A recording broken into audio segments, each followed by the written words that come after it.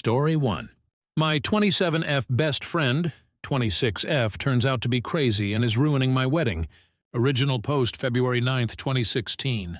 Some background info about this girl. Let's call her Jess. At this point in her life, she's kind of a hot mess. She's one of those people who airs everything on Facebook, who has a new love of my life every month, and a new best friend every few months. Her relationships and friendships usually end terribly, with both sides hating each other. How did I become being her best friend? Well, she hasn't always been this way. She was relatively normal 5 years ago when I met her, save for the normal early 20s drama. But in the last 2 years, she's lost her mom to cancer and her grandpa to old age, and she doesn't have any other family. She dropped out of school and found out her boyfriend at the time was cheating on her. After the breakup, I was acting like a shoulder to cry on since she had pretty much hit rock bottom. A few months later, she was telling everyone how close we were and started tagging me as her best friend. A few months ago, I got engaged. Unbeknownst to me, she started telling everyone she was my maid of honor, even though I've always planned on making my sister my maid of honor. But this was right after Jess's mom had died, so I just improvised and said I would have 2 maid of honors. It's still not what I would have liked, but I literally couldn't bring myself to tell this poor girl I don't consider her my best friend. That was my first mistake. About a month after I got engaged, she met a guy. 2 weeks later, she was engaged. A week later, she was married. A month later, she was divorced. Separated? I don't know if it's legal yet. I don't know if anything was legal. But she changed her last name and is still going by that, so I'm guessing it was legal. Ever since the divorce, my own wedding planning has become unbearable. She is constantly telling me how marriage doesn't work, love can't save things, etc., etc., and criticizes how much I'm spending on my wedding when she had hers for a few hundred, Vegas wedding. It's gotten to the point where she's rude to the vendors I'm meeting with, but she gets really upset when I don't take her to meetings since she's the maid of honor. So I'm at the point where I just want to cut her out of the wedding, like I should have done in the first place. However, when I confessed this to a mutual friend, my friend let me know to be careful, because Jess can be really vindictive. When she found out her ex from a few years ago was getting married, she tried to contact the bride and tell her he was cheating on her. He wasn't. One of her last besties was fired from her job because Jess made multiple email accounts and regularly contacted customer service complaining about her. And since she knows so much info about my wedding already, I'm really terrified that she'll somehow try to sabotage it. So basically, I don't know what to do at this point. I feel like this wedding is getting away from me, but I also don't know if it'd be less painful to keep her a part of it, because it would save me all the drama. I don't know what she's capable of, so I'm really worried that she'll somehow make everything harder for me if I don't just grin and bear it. Help! TLD Dyer. Girl. I've been comforting through traumatic times turns out to be batshit crazy, and now I think she's going to ruin my wedding if I don't go with the flow. Relevant comment. Unicorn death race. To add, it might be a good idea to have passwords with your vendors to confirm your identity. Yisem. Thank you for the advice. I was actually considering the passwords thing, but I don't know if that's taking things too far. I guess I'm kind of worried about vendors resenting me for being high maintenance. But I hear about bridezillas/momzillas/in-lawzillas all the time, so hopefully this isn't the worst they've seen. Jiggle Daddy Dawkins. Jesus, just tell her, Jess, you knew him for 3 weeks before you married him. What in the ever-loving fuck did you think was going to happen? If I've only been seeing a girl for 3 weeks, I won't even poop with her in a half-mile radius. OP. Seriously, the week before the wedding was everyone kindly saying, you sure? You've known him an awfully short time. And her responding, everyone's jealous because they can't be us. Yeah, Angelo Pappas. Sounds like you need to have a very uncomfortable talk with this girl. Tell her what you told us here and let her know her negative attitude has no place in planning your wedding. You're sorry things aren't working out for her, but she is not allowed to pile this stuff on you. Tell her that you cannot have her as a maid of honor, and since she seems to think so negatively about marriage, you wouldn't expect her to do this. Up to you if you even let her attend the wedding as a guest. OOP. Oh my God. I haven't even thought about explaining how her negative attitude towards marriage could be the excuse for not having her in the wedding party. That sounds ridiculously logical, but I've been blinded by a flurry of crazy. Thank you. Update May 10, 2016, 3 months later. Guys, this went full-blown crazy. Before I could have a conversation with Jess, she confronted me about it. Apparently, the mutual I confided in let the whole story leak, and a twisted, more dramatic version made its way back to Jess. Shit, meet Fan.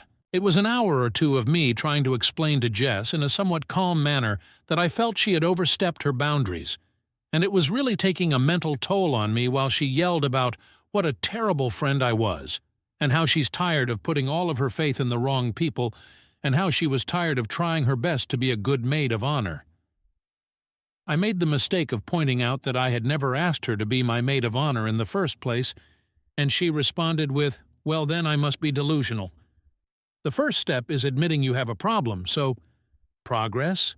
Needless to say, we aren't on speaking terms. Shortly after that, I took all of your advice and called all of my wedding vendors and let them know that my fiancé and I were going to be the only people making any decisions, and set up a confirmation word with them.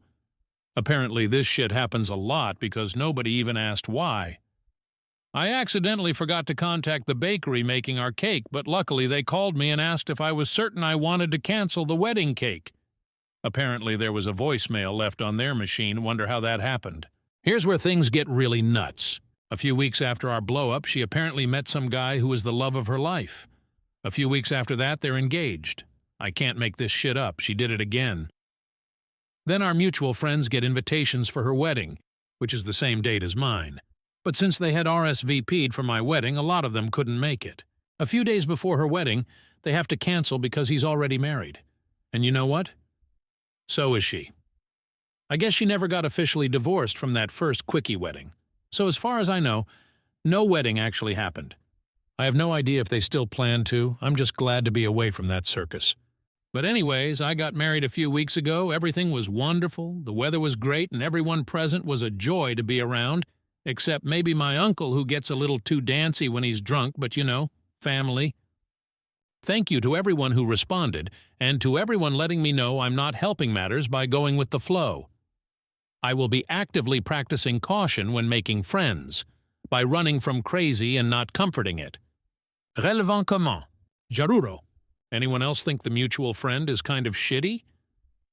She was the one who told OP to be careful about Jess, yet she decided it would be a good idea to blab about what OP told her, knowing full well it would get back to Jess. Now, instead of telling Jess on her own terms, OP got ambushed instead. OP. I actually asked her about it a few days after the blow-up. Her defense was that she didn't actually tell Jess. She told another mutual friend of ours, who told someone else, who told someone else, who told Jess, so technically it wasn't her fault. Which is how by the time it got to Jess, the story was somewhere along the lines of OMG. Bubblex one is telling everyone you're ruining her life and sabotaging the wedding. All of us met at work. We all worked at the same restaurant long ago, and it was always a drama-filled place. A lot of the same people still work there and still thrive off of the drama. I'm thinking it's time for me to move on from that specific crowd. Cliques are fun in middle school. In your 20s, not so much. Zebras and giraffes. I will be actively practicing caution when making friends, by running from crazy and not comforting it. I'd like to nominate the first candidate for your new policy, the mutual friend who somehow let the story leak and repeated to Jess a twisted, more dramatic version of what you had confided in her. OP. I've decided to distance myself from that crowd. We're in different points in our lives, and I just don't find the gossiping all that fun. My real besties, from high school who were all bridesmaids, have all grown up and we would never pull this crap. Yamustiena, I bet Jess was never actually getting married this time. It was just a plot to ensure at least some of your friends didn't make your wedding. OP. I suspect that as well. But since she's done it before, I wouldn't be surprised if she actually went through with it. I'm assuming they were both trying to get divorced before the wedding, and realized they wouldn't be able to in time, because, you know, some stuff takes time and can't be erased in a jiffy, so they couldn't do it. I get the feeling this guy is either really stupid or just as crazy as she is, so at least they found each other. Story 2. I think my husband's mistress thinks he is richer than he actually is. My best friend thinks I am a douche because I am keeping silent. Original post February 19th, 2024. Husband in because we are not married legally. Throwaway. Please let me vent here. He, 39 me, 39 mistress, 29, best friend 39. We have been together for 14 years, living together for 11. He came and told me that he was in love about 3 weeks ago. I was surprised at the lack of fucks I had to give at receiving such information. I did love him, but maybe my love has always been conditional and its survival depends on it being reciprocated because it literally vanished the second he confessed to me that he was in love with another woman. He didn't want a separation, but to maybe open the relationship or let his feelings for her subside. I said it was over. It was like I never had feelings for him ever. He was taken aback by my indifference, which I thought, the audacity. Did he want me to be hurt and suffer? I told him that he should be relieved that he didn't cause pain. Instead, he has been sulking since. Last Friday I got home and mistress was there, sitting in my kitchen sipping my tea. I felt nauseous because, seriously? I told them that this wasn't civil at all and to never be in my home again or I would call the cops. I went to my room and I heard her yelling at him for not standing up for her. Then I heard her say something very curious. Why haven't you kicked her out yet? He was trying to tell her to lower her voice, whispering, "Later, we can discuss this later." She left and he came to me apologizing. He said, "We didn't have sex here if this is what you were scared of. She just dropped by because I was working from home today." I told him that he had until the end of March to move out and to find somewhere to be during the weekends. This morning I changed all the locks. From now on, he isn't allowed in my place during my working hours. So if he starts later or finishes earlier, he needs to wait for me to come home and let him in. But his mistress's words stuck with me, so during the weekend I have been stalking her social media. I think she thinks that he is rich, or at least that he owns my apartment. I think she also thinks that my parents' summer house and boat are his. Unfortunately, the loser has taken her there, probably bragging about his wealth because her hashtags were all about the good life. I was telling my best friend all of this, but she was more agitated than indignant on my behalf. She told me that he was a scum not telling mistress the truth. I agreed. IKR? But then she said I was no better not explaining to her his situation either. I was dumbfounded, but she was serious. I told her that it wasn't my job to bring back mistress to earth. My best friend got very angry and demanded that I gave her mistress's username so that she could warn her. "No," I said.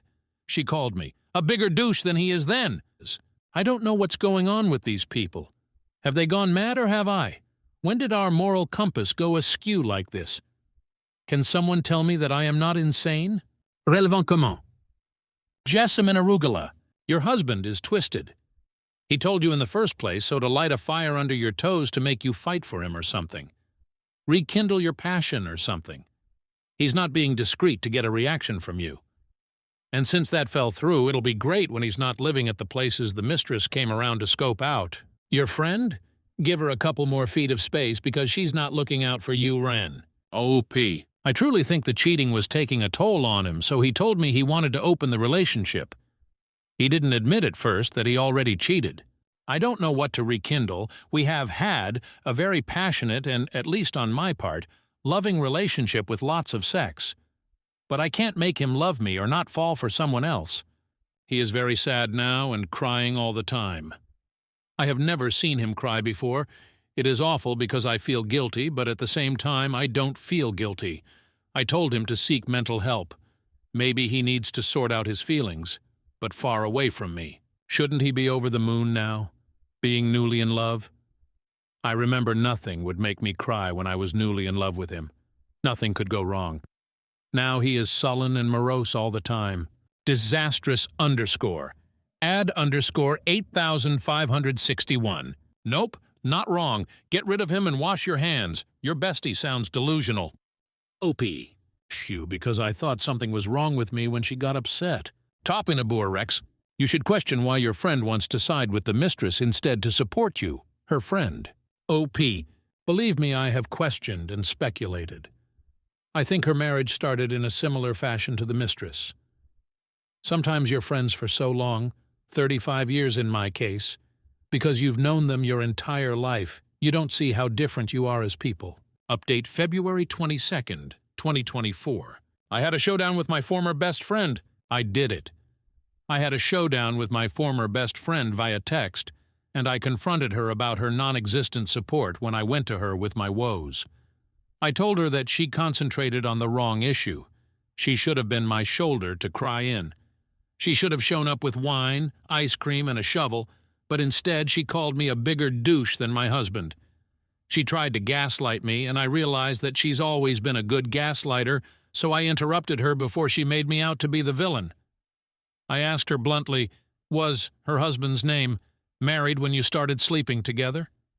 You told us that he was married before, we all knew that, but we all were under the impression that he was married and divorced before you two met. But was he still married? Is that why you related to the mistress and felt sympathy for her? Because you were her? She didn't answer me until next day to call me a bitter and jealous bitch. Wow! This was the last one-on-one interaction with her, I have decided. She's been my friend since preschool, but now we need to go our separate ways, not only to save us from future hurt, but also to save our memories together from hurt. I talked to my husband, too, and asked him not to make the separation difficult and bitter that it ruins all the happiness we felt being together, because we cannot think back on 1/3 of our lives with resentment. I asked him to take my dad's offer. He offered to help him find a lease on an apartment and pay 1/2 year's rent if he moved out without giving me problems. When I got home, he and his clothes were gone. He left an apology letter saying that he will always love me and never meant to hurt me. So I have finally been able to cry my eyes out, and it felt so good. I have been crying since I got home. I lost 2 of my closest people, but this is what happens when we hit hardships. We see people's true faces. This is my update. I don't know if anything major will happen to make more updates. It is time for me to move on. Relevant comment. OP on being told she's kind. It is not out of kind-heartedness. I can't just kick the man out without a fight or a bribe. If I had started eviction proceedings, I would need at least 6 months to do so, and I didn't want him in my life for this long. So I am bribing him. Housing is very scarce, and primary lease is almost impossible. My dad has connections with landlords, so he agreed to move out. He is living with his parents now until he gets his contract. I am happy it didn't get more complicated. This was what my lawyer advised me to do because taking the eviction route would have made it drag for months. Story 3. My brother-in-law just told my wife he is in love with her. Original post April 13th, 2024. Anyway, yesterday my brother-in-law out of the blue asks my wife if she can meet him for lunch. There is something he needs to talk to her about. My wife tells me about it before accepting and asks if it might have something to do with my sister. Maybe they are having problems and he wants to discuss with another woman. I find it odd, but I tell her to go find out. So she accepts and they meet for lunch at a place near her office the next day. That's where he tells her that he is in love with her. He lays it on thick, how beautiful she is, how she makes him feel, how he would treat her if she were his, how it was love at first sight, blah, blah, blah. Mind you, this man is married to my sister and has 2 kids. He and my wife had a friendly relationship. Our families see each other often as we are a close family. He does text her frequently, but there was nothing overly sexual. My brother-in-law texts and calls my mom too, so none of us thought anything of it. I want to stop a moment and emphasize that my wife isn't cheating on me with him. My wife and I share an iPad, and I see every one of her texts from there. We are also looking at each other's phones all the time, so none of that is going on. So she doesn't let him finish, walks out and calls me immediately to tell me what happened. While she is on the phone with me, the texts from him start. He didn't mean it. He thinks it's only infatuation. Blah, blah, blah. She leaves work early to come home to talk to me about this, and her phone is blowing up the entire time with calls and texts from him. I tell her to answer, and she put him on speaker so I can hear. He's crying, begging not to tell my sister. Apparently, when we were together this past weekend, he thought that she was flirting with him, and that he thought they had a moment when they were alone in our kitchen. Now, my wife is a major ball-buster, and I suppose I can see how that can be taken as flirting. He asks if she told me. to which I answer yes as I am on speaker. Then he starts begging me. This went on a while. My main question was whether he had cheated on my sister before. He said no, swore on his kids' lives. It's just my wife. He said I should understand. So I'm done listening at that point and told him I wasn't going to do anything tonight and I would call him tomorrow. That's where we are right now, and I really don't know what to do. My wife says drive over there right now and tell my sister, but the idea of wrecking my sister's family is killing me. Thinking about what it will do to my nieces makes me want to vomit. I know the right thing to do is tell my sister, but I am also thinking about my wife as well. It's not her fault, but there is sure to be resentment toward her from my family. Even if my sister doesn't divorce him and they reconcile, I can't see how we are ever together again like we were before, if at all. This whole episode can tear my family apart. I don't give a shit about him. He tried to destroy my family, but I do care about everyone else. I don't know what to do. Any advice will help. Update. So everyone that told me last night that I couldn't wait to tell my sister was right. A little after 12 last night, I get a call from my sister and says that she has to tell me that my wife tried to begin an affair with her husband. So he tried to pin it on her. I told her that's not the case and I will be right over. So I get on the phone, wake my mother and father, tell them what's going on, wake my younger brother, tell him. My mom and dad head to my sister's to sit with their kids, and my brother comes to our house to sit with ours, and my wife and I head over. My sister is out in the front porch with my brother-in-law when we get there. He looks beaten. He knows we have texts and voicemail. I really don't know what he was hoping to accomplish. My wife gives my sister her phone. She sees the texts, listens to the voicemails, and he starts sobbing before she can say anything. My brother-in-law is a firefighter, a big tough guy, so this is a scene. My sister is pretty tough. She tells him to stop it, pack a bag, and go. She can't stand to look at him. There's more begging, but she has no patience for it. So my sister walks off to talk with my wife. I see them hugging, so at least I feel like they are okay. They have actually been friends since college. I met my wife through my sister, so they are tight. The thought of this wrecking her friendship had been weighing on me. This leaves me with my brother-in-law. He's broken, so I feel more sympathy than anger. He says he's sorry, he just couldn't help it. It's not hard to fall in love with my wife, so I get it, but damn man. He eventually picks himself up and leaves. So we are there all night. My sister starts asking my wife why her husband would think any of this would work out. He had to have some reason to believe that she felt the same way. My sister says they hadn't been having problems. Everything was as it had always been. My wife is crying at this point and says there's nothing you haven't seen. She gives my sister her phone again, and they read every text ever sent over the past 2 years. Nothing there. My wife was just herself. She has a playful personality, and so does my brother-in-law, so they tease each other. She does the same to my mom and younger brother as well. The only thing she could think of was the moment in the kitchen this past weekend he referenced.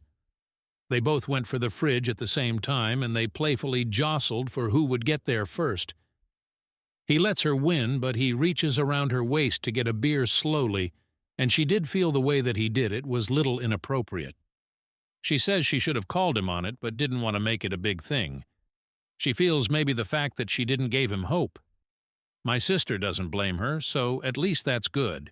So then my sister starts going through his MacBook to see what else she doesn't know about. She's angry and frantic at this point. She guesses the password, starts searching, and finds a lot of pictures of my wife on that computer. They went back years and always isolated on just her. We had gone as couples to the Caribbean a few years earlier. My wife wore a bikini. She usually doesn't, but since it was adults, only she did. There were probably 50 of her in that bathing suit. So he's secretly been snapping these for years. Does this now enter retraining order territory? This has taken a creepy turn. I'll update when I have more. Relevant comment. Mace one. The fact that you so casually said you wouldn't do anything tonight and you would call him tomorrow and not tell your sister ASAP is highly suspect. I can't imagine a situation where any man would want to have lunch with my wife alone to share something with her, and I'd be okay with that. You really said wait until tomorrow after he professed their undying love to your wife? Something is afoot, and there is more to this story you're not sharing. Ooh, P, we are all pretty close. My sister and my wife are college friends, and we are family. I know this guy well, he's not a stranger. I just needed some time to process. My whole life just changed. Yo, damn! He does text her frequently, but there was nothing overly sexual. So since the constant texts to your wife from your sister's husband were only a bit sexual, you let it slide? Anyways, I can't believe you didn't go straight to your sister's, tell her, and beat his ass. Oopie. The texts never cross the line. I see all of them, and he knows that. We are family. It never occurred to me or my wife that things could take this turn. Like I said, my wife is a ballbuster, and she treated him like a brother, like family. Update April 14th, 2024. I've shared with my wife many of your comments. It makes her feel better that virtually everyone here holds her blameless. It makes her feel better, so thank you. Unfortunately, the mess continues. My sister agreed to talk to her husband last night and let him explain. She puts my wife on FaceTime during this conversation, so there will be no lying. I'm listening in as well off camera. My sister is also recording the whole thing. He admits he's been obsessed with my wife for years. It started the day he met her. My wife and I were dating at the time, but he met my wife before he met me. Like I said, my wife and sister are longtime friends, and my sister wanted to introduce her boyfriend to her friends. He thought it was only physical for a while, but over time he knew it was more. My sister nearly kicks him out right there, but listens a little more, and she eventually asks what made him think that my wife would leave me for him. He answers that there is obviously mutual attraction, and he figured it would begin as an affair, and then things would progress from there. My wife and sister explode at that point. A lot of cussing, a lot of screaming. Phone call is over. My wife hangs up because at this point she is concerned for me. She's shaken and distraught, assures me the attraction was one-sided. I never thought it wasn't. Even if she did find him physically attractive, I know she would never act on it.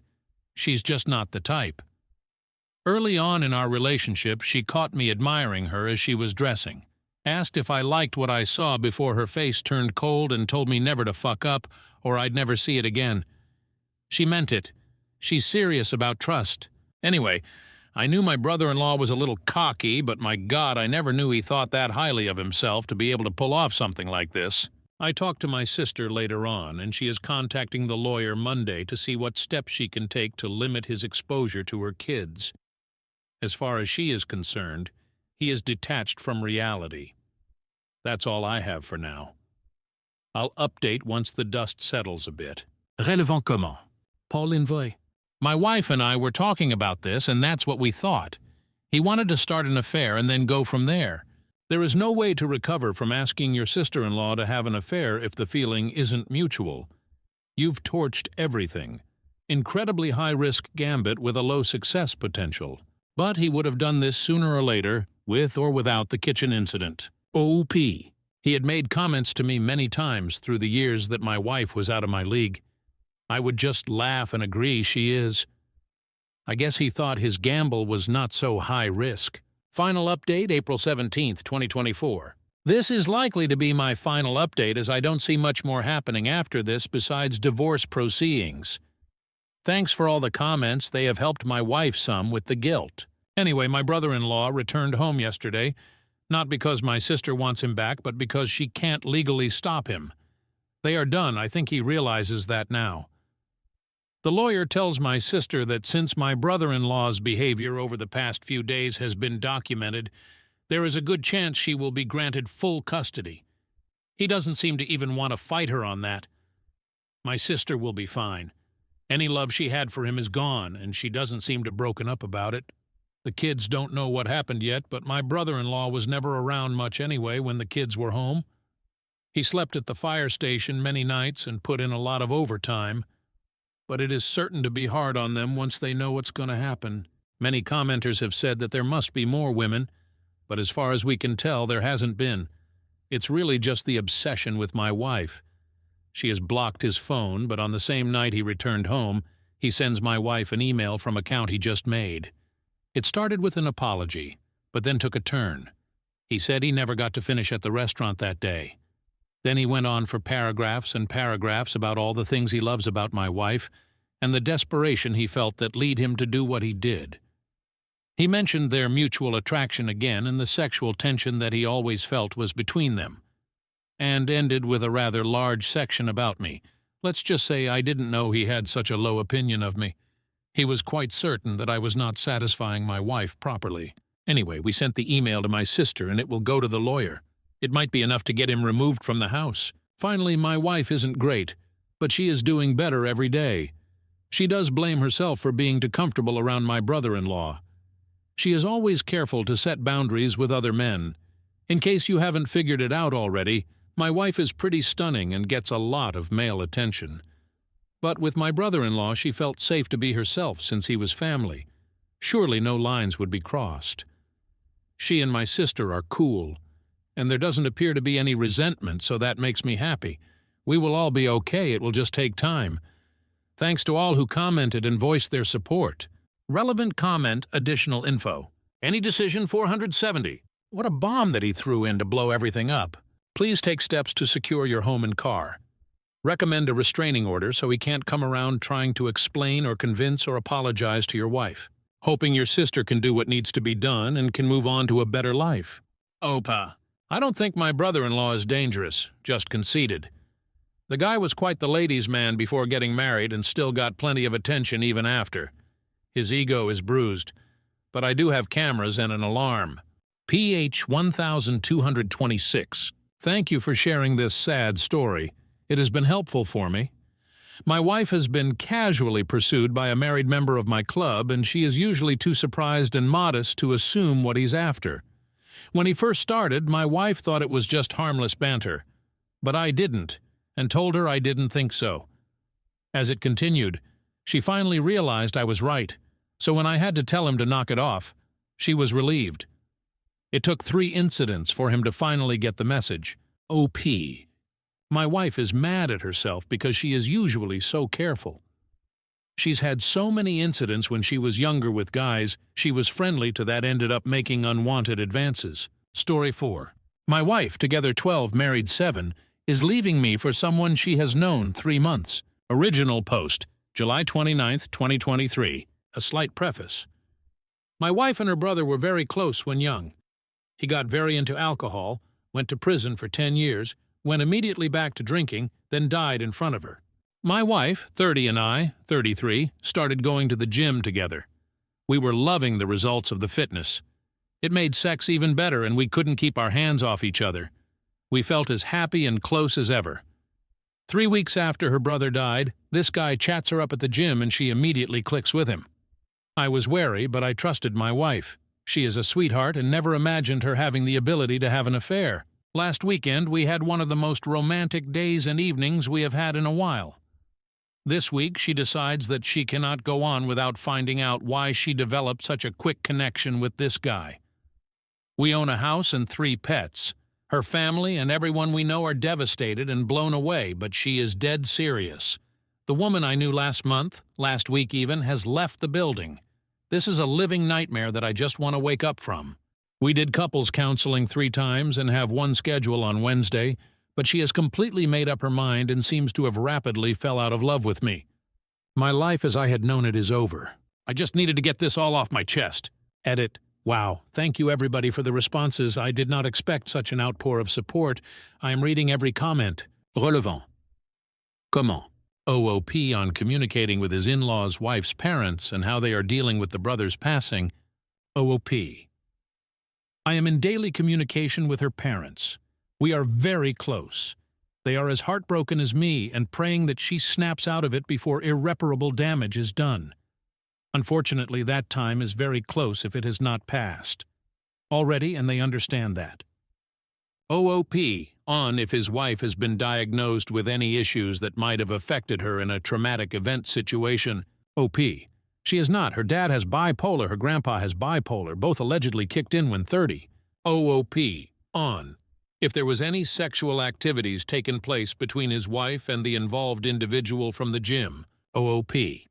About a month ago, he went into where she works, library, and kissed her.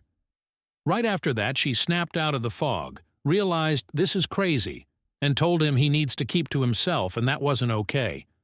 Things went great for 3 weeks, and then she snapped right back into it.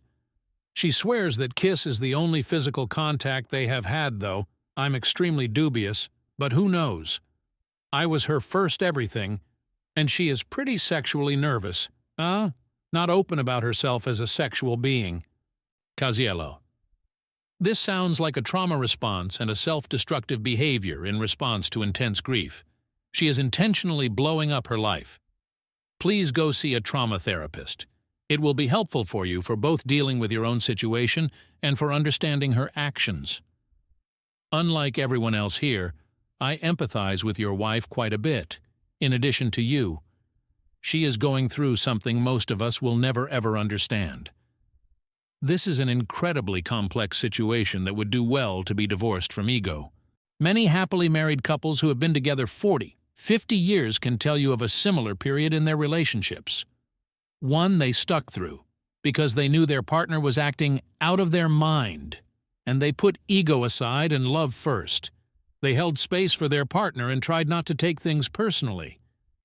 Your wife is divorcing you, so obviously this is out of your hands. But I would suggest this situation isn't permanent if you don't want it to be. I am not excusing cheating. 99% of the time, if your partner cheats on you or leaves you, I would be the first to say, no one is worth that. Let them go and good riddance. However, having your beloved sibling die in front of you is the rarest of experiences, one that will absolutely fuck a person up. And she is acting fucked up. And in this rare circumstance, I personally would try to remember that she's going through something I cannot understand, and essentially going through the psychological life equivalent of self-harming behaviors. My love for my partner would trump my outrage at their transgressions in this one rare circumstance, even if it hurt like hell. Do as you will, but I hope you don't let everyone else cloud your mind with the message that she's just being selfish and doesn't care about your or your relationship. I think this is a person absolutely nosediving in grief and horror. Sometimes life, love, and relationships are far more complex and nuanced than we act like they are. OP, 2 days later, and this comment is the one that has stuck with me the most. My love for her is still trumping all of the hurt. I thought that she had hurt me too bad to forgive her, but that isn't the case at all, not even close. I have an insane amount of love for her, and an unlimited supply of empathy for her situation. We had a good heart-to-heart this morning, and we agreed that we are likely going to separate but not divorce. That our friendship and amicability are our #1 priority. We both still love each other very much. We both agreed that we said things we did not mean due to anger and hurt. Things felt very black and white the last few days, and now the nuance and complexity of things are setting in even more. One day at a time. Love is no joke, and being a human is messy. Update. April 1st, 2024, 8 months later. I had a kind Redditor reach out to me over the weekend asking how I was doing regarding the above situation. The original post got a lot of attention, so I figured I would give an update. My wife filed for divorce a month after moving out. During this time, I did the whole online dating thing, which was way worse than I could have ever expected. Kept myself busy working out, building my own confidence, hanging out with friends. In general, it was horrible, but I was trying to keep my head up. I was in therapy, didn't jive with my first therapist, found a new one in December who I liked a lot more, and am still seeing her. Mid-December, my wife calls me, crying, asking if she can stay in the guest bedroom because she has nowhere to go. I say yes. Even though she hurt me so badly, I did still love her. So, things with Guy at the gym turned very toxic very fast. I know the word narcissist gets thrown around a lot these days. This guy, though, it's hard to believe these subhuman pieces of trash actually exist. So she stays in the guest bedroom for a week, then goes and stays at her parents' for a month. She had a nervous breakdown and was able to get a medical leave of absence from her work. Mid-January comes around and she is back at the house, but still in a very frantic and erratic state. Sort of like she was withdrawing off hard drugs. I had no idea about the addictive nature of toxic relationships. It's a psychological clusterfuck. She is clear that she is too fucked up in the head to be in a relationship and is going to work on herself. I gave her the time and space she requested, She goes all in on learning about the psychology of all of this shit. Inner child work, how the nervous system reacts and attracts you to toxic people if you grew up in a toxic household. Anxious and avoidant attachment styles. There is this book called How to Stay Married, where the wife had an affair, and it turns out the root of the issue was her unresolved childhood trauma. Long story short, same thing happened here. It hurts, but I can forgive her. She is my best friend, and we are insanely compatible in a lot of ways. She has really been returning to herself the past month. She is the happiest I have seen in her at least a year. And last week we filed the paperwork to dismiss the divorce. We are both in individual counseling and soon to start couples therapy. I am sure a lot of people will think I am making a mistake in reconciling, but I am happy. I do trust her that she now has the knowledge to not let this happen again, and she has the drive to become the best person she can be. Edit.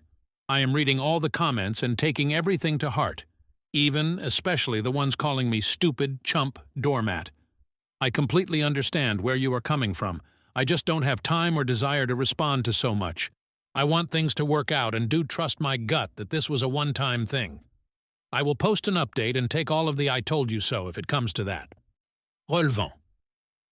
Comment? Buzz fan. What boundaries did you set? I'm asking because we only have a couple of posts for insight, and from what's there, strongly implies she hasn't accepted responsibility nor accountability for what she did to you. Man, she didn't just break your heart. She shattered and then stomped on the pieces. Healthy relationships need trust, respect, and boundaries. She violated all three in the most humiliating way. Is it possible you are just fleeing back into a safe space, your marriage, that in reality doesn't exist anymore?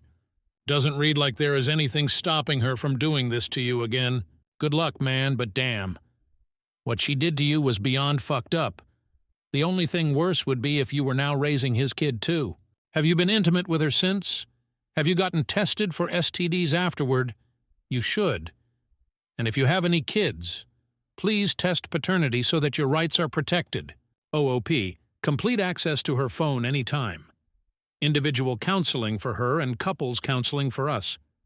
Basically, anytime I may even have a hint of suspicion of any sort of nefarious activity, I can investigate, no questions asked. This is not needed to happen because we spend nearly all our free time together or doing our own shit around the house.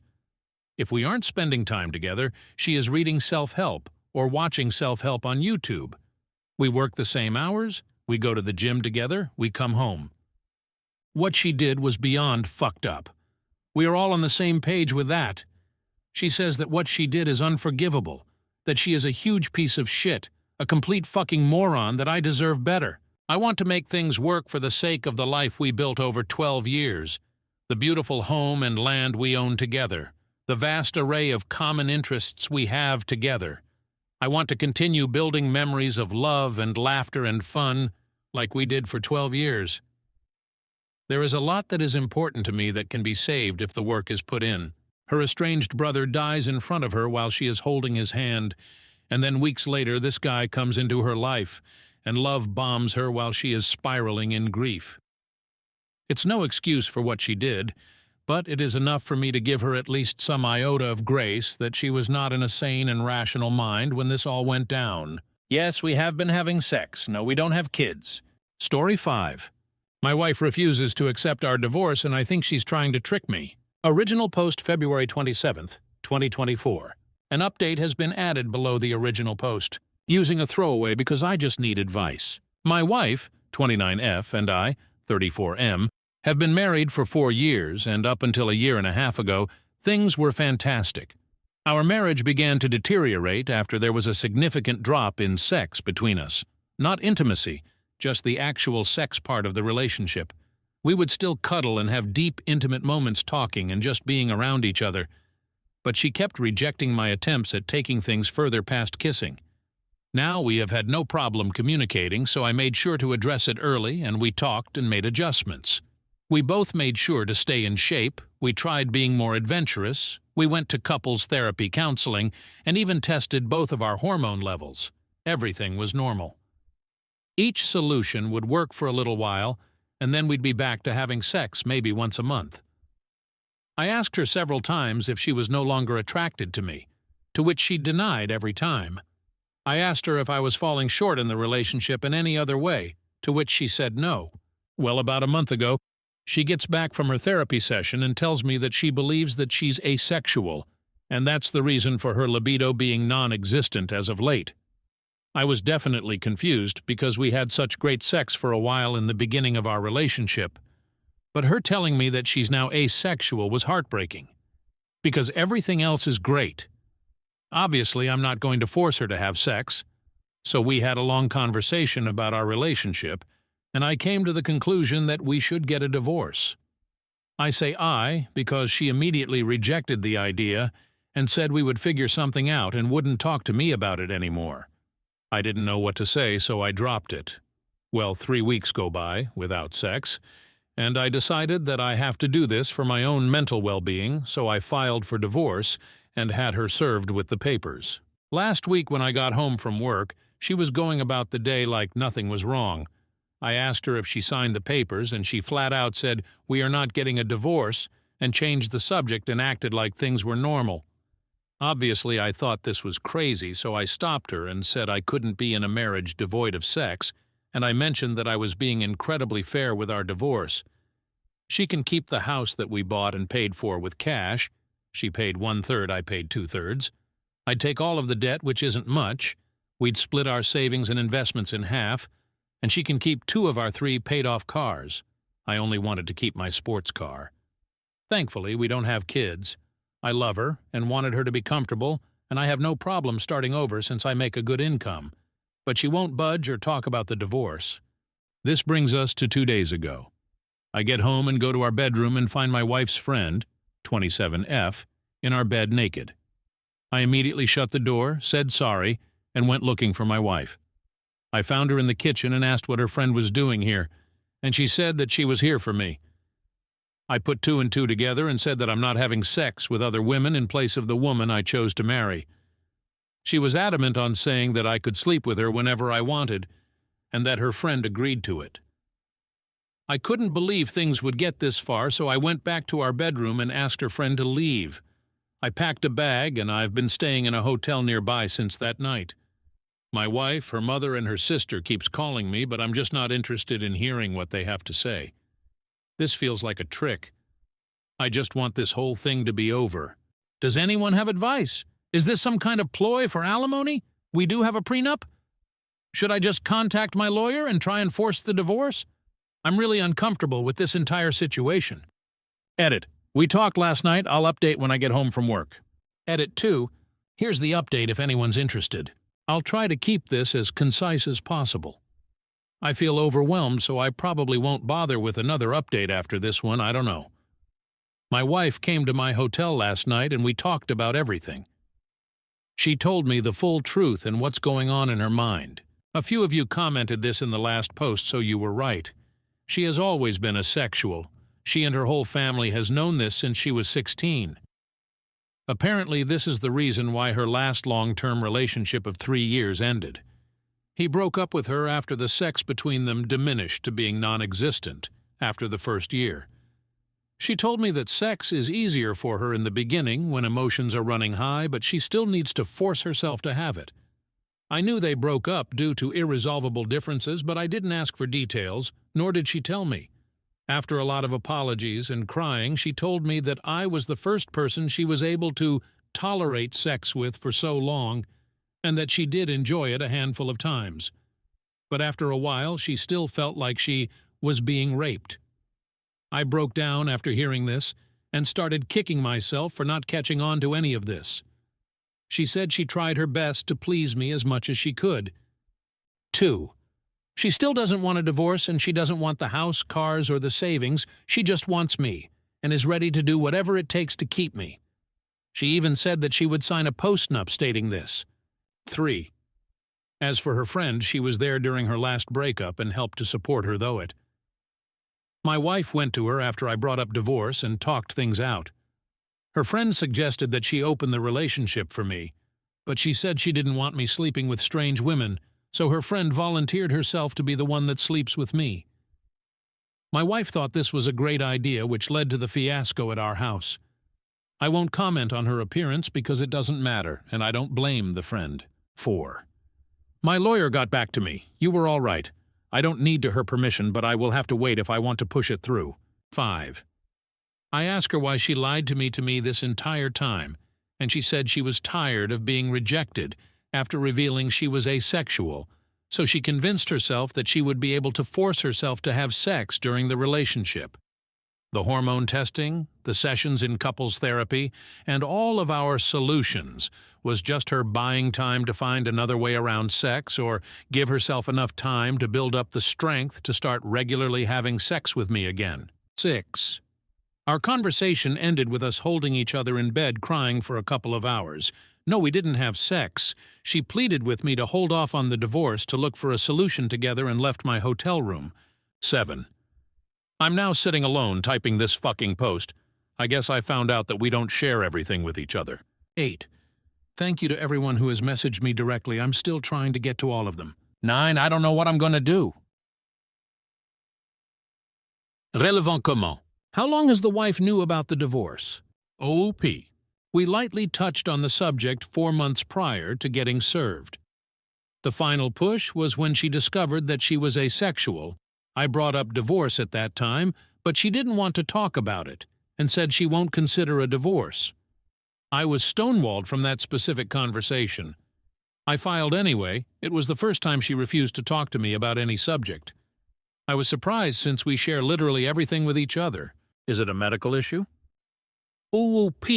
If it was a medical issue, I wouldn't have made this post and I'd be by my wife's side right now. But it isn't the case, and sex is how I show and feel my love. We only get to do this being a human thing once, and sex is important to me. Is she depressed? OP. I don't think she's depressed. I'm sure her therapist would have caught it or she would have told me, but I can't be sure now. Other than sex, things have been normal.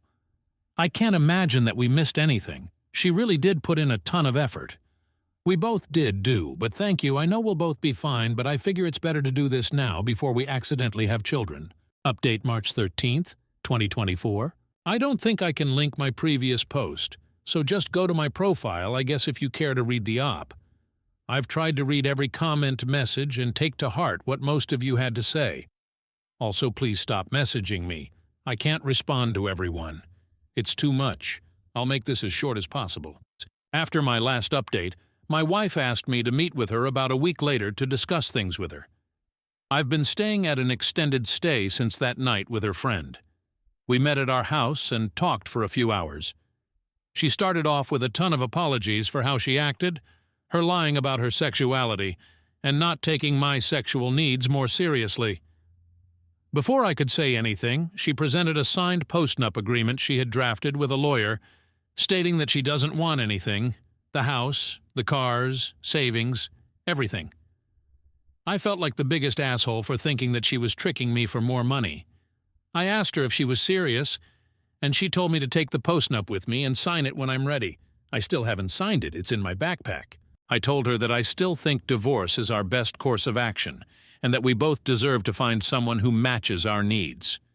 She still refused, and borderline begged me to reconsider. She started crying, and so did I. Seeing her like this was devastating. I told her that her finding other women to sleep with me wasn't going to work. What if I develop feelings for them? What if I get one of them pregnant? Do we expect her to get an abortion? She said we'll figure it out as we go along, and to please give her more time to work on other solutions. She's set up appointments for sex and hormone therapy, and it's seeing a sex guru. I said that it sounds like we're going through the same things again, but she was adamant and pleaded with me to wait. There were more apologies on both sides, and we kissed for a while before ending the conversation. Then I went back to my hotel that night. A few days later, I tried texting her, but she didn't respond. So I called her dad. I'm avoiding her mother and sister since they are saying the same things as my wife. Her dad told me that she moved back home and has been holed up in her room since our talk. She called out of work.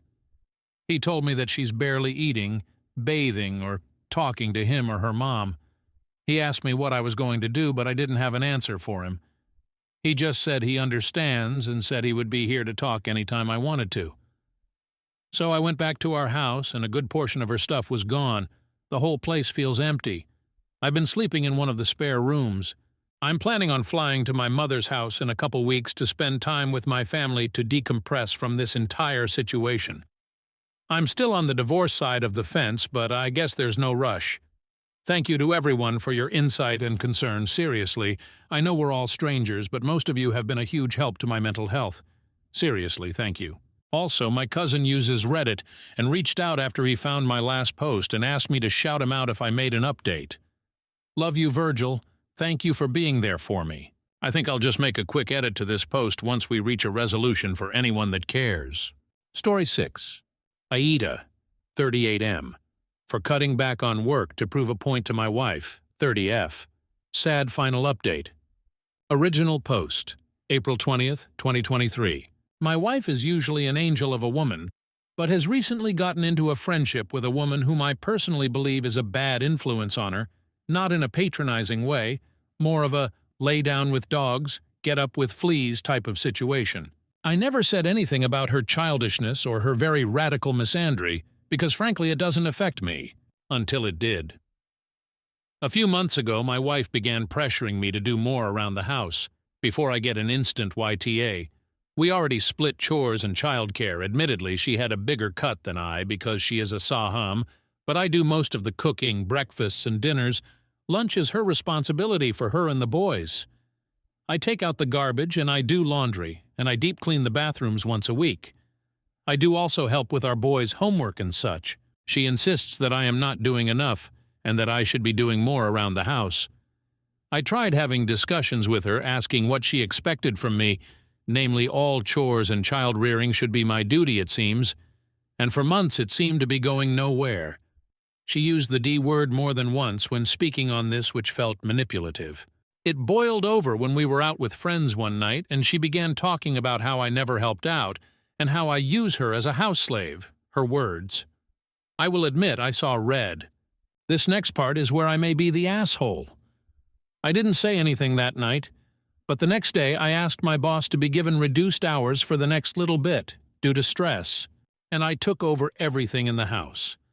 I cooked breakfast and made lunch for the boys before I drove them to school. I cleaned the house top to bottom. I did every dish we had twice and so on. My wife was blindingly happy and bragged to her friend that she finally had me worn in. She didn't lift a finger for around a month. Then she began asking why we never went on dates anymore and complaining that she wanted to get her nails done as they were growing in. I explained that I had to take that out of our budget so we could continue to afford everything else, but we could absolutely have a movie night in, and I could paint her nails for her. She was unhappy with that solution, so I asked her if she would want to get a part-time job to pay for either luxuries. You would have thought I asked if she wanted to join a cult. She then asked if I could just pick up more shifts at work to cover her other expenses and use the phrase, be a man, which I found more than a little insulting. I then asked her if she would be willing to go back to splitting the chores and such, which is when she began to catch on that the two were related. She yelled at me that I was being a manipulative asshole for doing this, and even claimed it was financial a word. I stood strong for a while, but now I am questioning my methods, because even I feel what I did was a bit underhanded. So Ada? Relevant, come on. Why are you still with her when she treats you like that? I love her, with everything I got. She's an excellent mother, and honestly, before she met this friend, we were both blissfully happy to the best of my knowledge. How did she suddenly notice that she wasn't getting her nails done or going out on dates? Did you block the credit card from everything but the grocery store? No, for one, she has her own card, though we do only have one bank account. I set her nail and hair appointments because she hates making phone calls, and she asked why I didn't take her out anymore. She could have spent from the card without saying anything, I suppose, but upon budgeting, we would have been in trouble if 300 plus was gone from a night out with friends. More about his wife and their relationship. She had always wanted to be a saham before we got together. I try not to say this part because while her two boys are not mine biologically, they are my sons. But being a single mother was incredibly taxing for her because working in the public was too much. I had a bit of experience with being a single father myself. I have a son of my own, But I was looking to advance my career, and was more than happy to take over the bills for a lessened load at home. You're paying to raise another man's children. I do not like this comment. Those are my kids, no one else's, and regardless of what happens with their mother ever, I hope those boys know that. More about how things have changed. Oh God, I can tell you, but it may be a bit mundane. When we first got married, she would give me shoulder and back massages every day after work, and have my favorite music playing when I opened the door, even though she hates bluegrass. She would make my coffee while I was getting dressed. She made sure to pick up extra crunchy peanut butter from the store, even though I'm the only person who likes it. We would have movie night twice a week with the kids and a date night to ourselves once a week. I have always had trouble sleeping, and I don't want to take pills for it, so she always had the bed ready for me, a heating pad already turned on, and my pajamas on the bed. She would run her fingers through my hair until I fell asleep, and would wake me up herself instead of the alarm, because she knew it put me in a better mood. None of which I asked for. She's a good wife and wanted to because she knew that that's what I liked, and she did it. She hasn't done a 180. Some of this is still true. AF, least it was until I cut down my hours.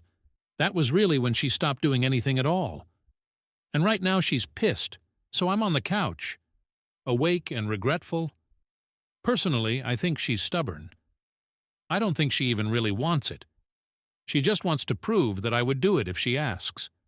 She has a troubled history with men, and that's why I tend to be forgiving when things do happen. Troubled history with men?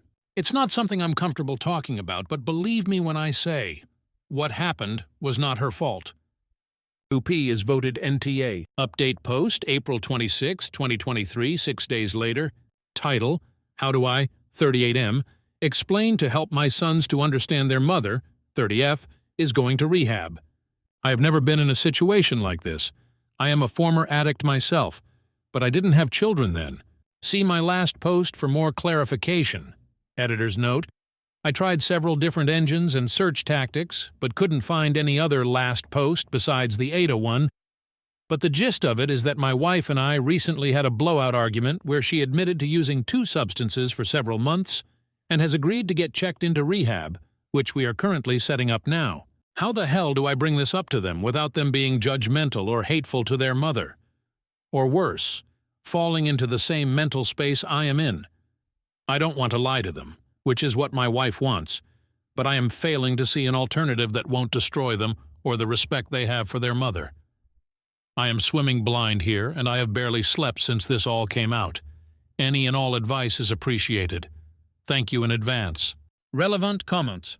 I think it depends. What was she taking? Klonopin and Adipex that she was buying from her friend. She also admitted to having tried coke and several other prescription narcotics, but those were the only 2 she did often. Was this the friend that turned her on to radical misandry? Yes, though it's come to light that it wasn't misandry she was being taught but flagrant drug usage. I have told her that she goes no contact with this friend, or else she will be facing divorce along with everything else. How old are the kids? 9, 12, and 14.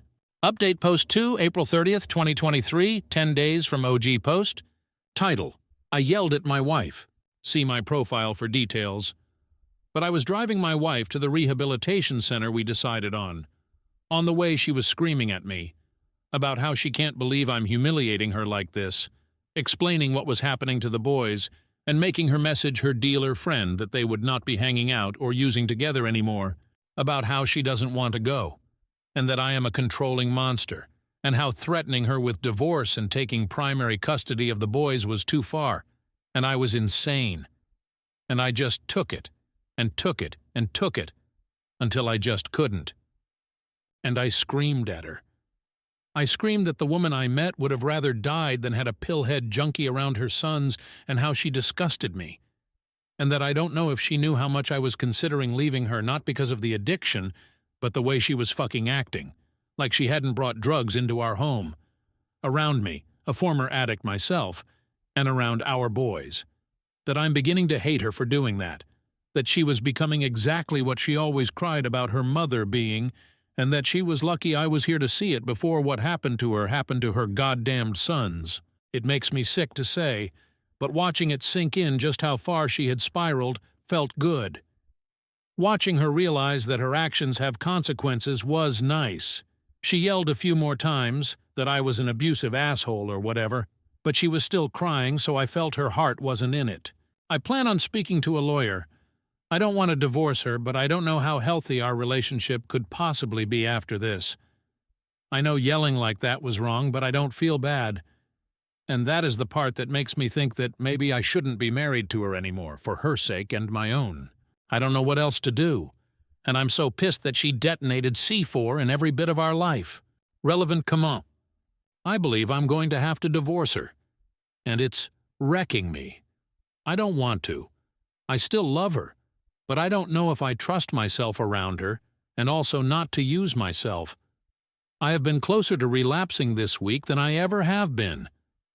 Update Post 3, May 12th, 2023, 12 days from last post, 3 weeks from first post. Title: She was cheating. Before you read, please know this is a vent post. I normally would never be like this, but I am beyond okay, and need to get this poison out of my head before I go anywhere else with it. She was fucking cheating. The drug-dealing friend sent me fucking videos of her dancing and grinding on this ugly hick-looking bastard. I am goddamn destroyed. The boys are staying with my mother for a few days, and I'm taking the next week off work. I am so done. I have never been so angry in my goddamn life. She was so goddamn smug sending it, in case you don't realize you're replaceable to her. Well, the free ride stops here. I hope she can get on Medicaid for her Suboxone LMFAO. I'm done. I saved the video immediately, and I'm going to see a lawyer ASAP. I can't tell anyone yet because I want to do this shit right. Thankful as fuck my parents insisted on a prenup with what I at the time thought was an inhumane cheating clause. Never been cheated on before, and I feel like tearing my goddamned hair out. I genuinely never thought she would turn out to be such a scummy piece of shit. I cannot handle this. I am not physically able to handle this. I haven't been able to keep food down, and I drank for the first time in over a decade last night. Then I woke up and had to pour the rest down the drain because I'm about to spiral. And my boys don't need both mom and dad in rehab right now. I am so close to losing my goddamn mind. Also, believe what you want, but stop sending me private messages about how I should take down the posts, or that posting about my personal relationship with my wife is wrong. Please. Leave me be. It will not work. This is the only place I can talk about this shit. Editor's note: OOP clarifies the kid situation who is related to who. 2 of my 3 sons are stepsons, but I adopted them. They never had a father due to their bio-dad being an absolute piece of shit. My biological son is the youngest and was born to a girlfriend who is not in the picture and doesn't want to be. My sons are 9, 12, and 14. She had 2 jobs when I met her, though were both shit jobs, and I had been looking into finding her a better one. When it comes to the dealer, she was getting the drugs from her friend, who is a woman, and a few of the men who she cheated with. Update Post 4, July 19th, 2023, 3 months from OG Post. Title: My soon-to-be ex-wife is in the hospital after a suicide attempt, and I feel like a monster. You can read my other posts for more context on what happened to get here, if you like, but the short of it is, I was blind to my wife's addiction until she admitted it and went to rehab. While she was in rehab, I was sent evidence that she had been cheating often and with more than one person. I have been working on filing for divorce while she's in rehab, not just for the cheating, but because with that on top of everything else, and myself nearly sinking back into my own addiction due to the stress of the situation, I couldn't stand to even think of her anymore. And there's no healthy relationship that has room for that mindset. I honestly didn't want to be in a room with her again to try mediation or counseling due to the fact that the last time I was alone with her I raised my voice, and at the time even felt she deserved it. I of course now know that me doing that was terrible and could be considered abuse, yet another reason I should not be in a relationship with this woman. I moved all of her belongings to our guest room, minus the pills I found hidden in her beside table. I took pictures of those in their hiding spot, then flushed them. I also removed her from my bank account and credit cards. I spoke to my boys, explaining the situation without demonizing their mother to the best of my ability, and they seemed to understand I have no intention of abandoning them, and blood or not, they were my sons. Then she came home. The boys were, and still are, away at camp, a birthday present paid for by my mother. She was quiet, eyes on the ground after the moment I picked her up at the facility all the way home. Once we got home, I led her to the guest room silently, and she didn't take it well, crying before she could even take the first step. Throughout the next couple weeks, I let her get settled, and though I stayed carefully neutral, I know she could tell something was coming. But I wanted to be as fair as possible, and try to let her get used to being out before I said anything, as that was one thing I myself hated about when I left rehab. Everything was flying at me so fast I didn't have time to breathe. Finally, I asked her to sit on the couch, and I began explaining to her that I do not believe I can continue being married to her, and that I wanted divorce. I should have known her reaction was all wrong. She didn't say anything at all. She only nodded and cried quietly as I spoke. I explained that I did not intend to hurt her, but I could not be married to her anymore, and that maybe both of us should focus on being the best parents we can be. I told her I had no intentions of kicking her out, and that because of our prenup the divorce should be cut and dry, and she should be safe to begin looking for employment now, and once she has a job I will help her find an apartment. At this, she stood and walked to her room. I let her because I thought she must have been overwhelmed, and this talk could wait. She didn't come out at dinner time, and I weighed whether I should leave her alone or not. Eventually, I decided to knock on the door and ask if she was hungry. Long story short, she had smuggled pills into my house somehow, or she had a stash I was unaware of, and had an overdose, and was dead for several minutes in the ambulance, and she's in a medically induced coma because the doctors aren't sure exactly how much damage she's done to her brain from what they've said. I feel like an absolute monster. Like I am the scum of the earth. Like I should have just said nothing, like I should have just dealt with it. Just held it in and stayed. I am responsible for this, and it kills me. I may not have the same love for her as I did, but I do feel so very sorry for everything she's been through. It's killing me. I haven't told my sons yet, and I am debating waiting until they're back from camp, so they can have a little more time without this on their minds, on top of everything else. I am sorry for the grammar and such. I don't have the energy to edit this, but wanted to get this off my chest. Relevant comment. Where's her family? Not my story to tell, but she doesn't have much family alive, and the ones who are she's no contact with. She has other friends, but I don't know which ones were enabling. They all know what's going on. I messaged all her friends, except the dealer, though she knows now I know from messages she sent me. She hasn't shown up to the hospital, though, possibly because she thinks I would throw her out, which I would be tempted to do, to be entirely honest. A couple of her other friends visit all the time. Yes, she's no contact with her mother, ironically, because of her mother's addiction and bad treatment of her. The rest constantly insisted she should see her mother, and 2 times even took her boys to her mother's house without her permission. One more clarification on the kids. Yes, because all of our children are from previous relationships. I have adopted the 2 eldest, who aren't mine biologically. Why he did it at that point? I wanted to do it while she's in rehab, but my therapist told me to reconsider, so I did. I was so angry when I found out about the cheating I wanted to take her belongings to her dealer's house and leave them there, but I knew that was wrong. I knew that once my anger wore off, I would regret it. So now all I want to get the divorce started and over with as soon as possible, so that I can begin trying to pick up the pieces and move on with my life. On top of that, I didn't want to lead her on, and I could tell that she knew something was coming because I can't even stand her touching me anymore. It makes me physically ill. If I had known she was going to kill herself, I could have closed my eyes and grit my teeth and let her do whatever.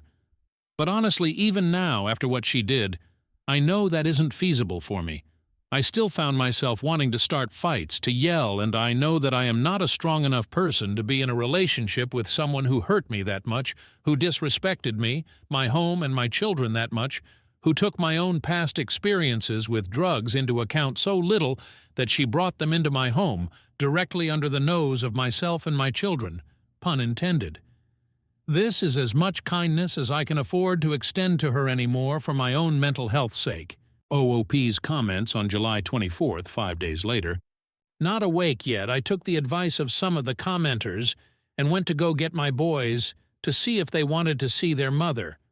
I explained the situation to the best of my ability, age appropriate, and asked if they wanted to see her. They all agreed to see her eventually, but the eldest only wanted to go to support his brothers. I'm concerned about the anger he is building towards his mother, and I do intend to talk to him about it, but I also don't want to tell him how to feel, or tell him that his feelings are bad and wrong. I was already working to get them into therapy, but I'm going to expedite that. Cheating. There have been multiple pictures, videos of her dancing on being inappropriate with men since that post. I haven't blocked the friend because she sent me a large amount of proof of infidelity for the divorce. And in that post, the hick she was dancing on was a man. Perhaps you are confused because her woman friend sent the video. Perhaps my wording was bad, I apologize, and yes, I do know that trauma is the gateway to addiction, as I am an addict and my own CSA from my uncle and general abuse from both my parents. We went to counseling during my rehab and our relationship is much better now, but growing up was very bad. I can't say I know what made her start using, but I can say I know she had a rough childhood and even worse teen years. Editing to add, regardless of sexual identity, if I found out my wife was engaging in sexual acts with women, I would also consider it cheating. She was doing other sexually inappropriate things. But no, I didn't get any straight-up sex tapes. I would rather not go into it further, but I think you can get my drift. Final update post, February 13th, 2024, 7 months later. Title, My Wife is Dead. My wife is dead. I haven't updated in a while, and I'm sorry. But I'm sure you can guess why I wasn't feeling up to it. I know that everyone said that she was manipulating me or trying to make me stay with her, but honestly, even if that was the case, it didn't matter. Because the moment she woke up, we both started crying and talking, and we didn't stop for days. She went back into rehab for a little while, came out, and we did both couples and solo therapy for both of us. She seemed happy. She seemed better, and I had hoped that the crazy was over, that we would just be happy again. I didn't update then because, frankly, I was scared how everyone would react. I don't do well at getting yelled at. She promised me that if anything happened, if there was anything she needed to talk to me about, she wouldn't hesitate. Everything was going well. And now when I ask myself if there were signs she would go back or that she never stopped, the answer is no. Nothing except the fact that she had an overdose at her friend's house while I was working and died on her couch. The friend didn't even want to call an ambulance. Her boyfriend had to convince her to. I don't think either of them were arrested that day, but I know from the paper she was picked up a couple of months ago for selling. Everyone kept telling me to go to the police, and frankly, maybe I should have, but frankly, with the way the police act, it wouldn't do much good. Since then, I have been drifting terribly. I took up smoking again, something I quit before I got married because she hated the smell. I hate it now, too. The smell, I mean. But the hand-to-mouth is nice. My sons are in therapy and are taking the loss as well as they could be expected to. The younger two talk about her a lot, but the eldest is mostly angry. I'm thankful he doesn't seem to want to say things to his brothers about it, but I always let him tell me anything he's thinking, even when it breaks my heart.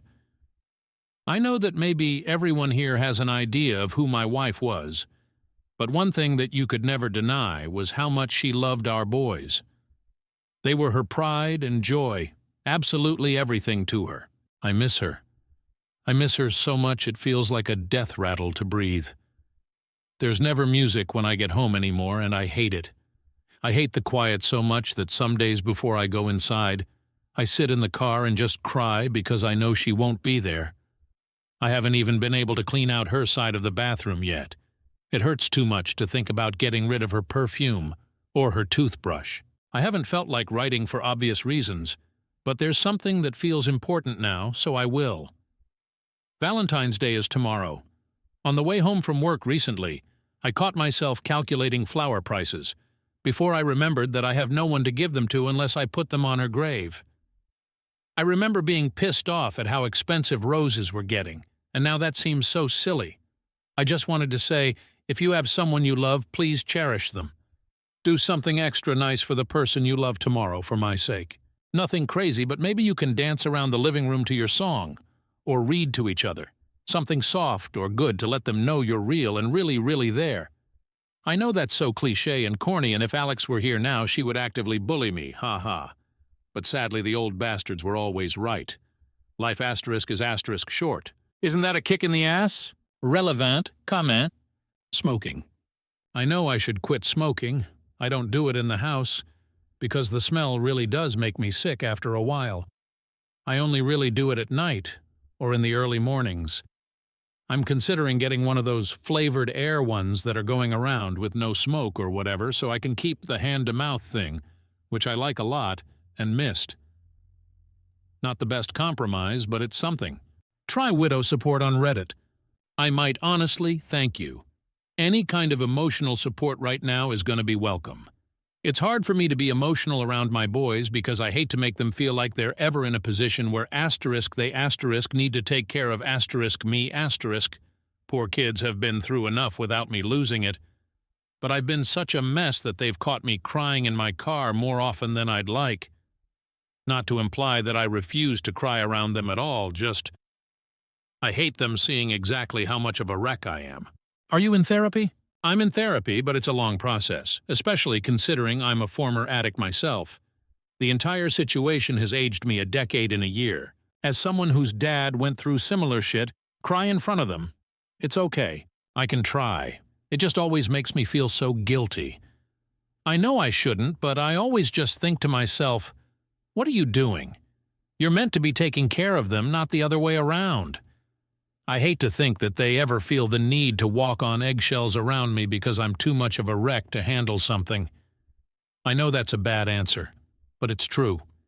It just always comes around to the face that those are my boys and I am their dad. I'm supposed to be stronger than this for them.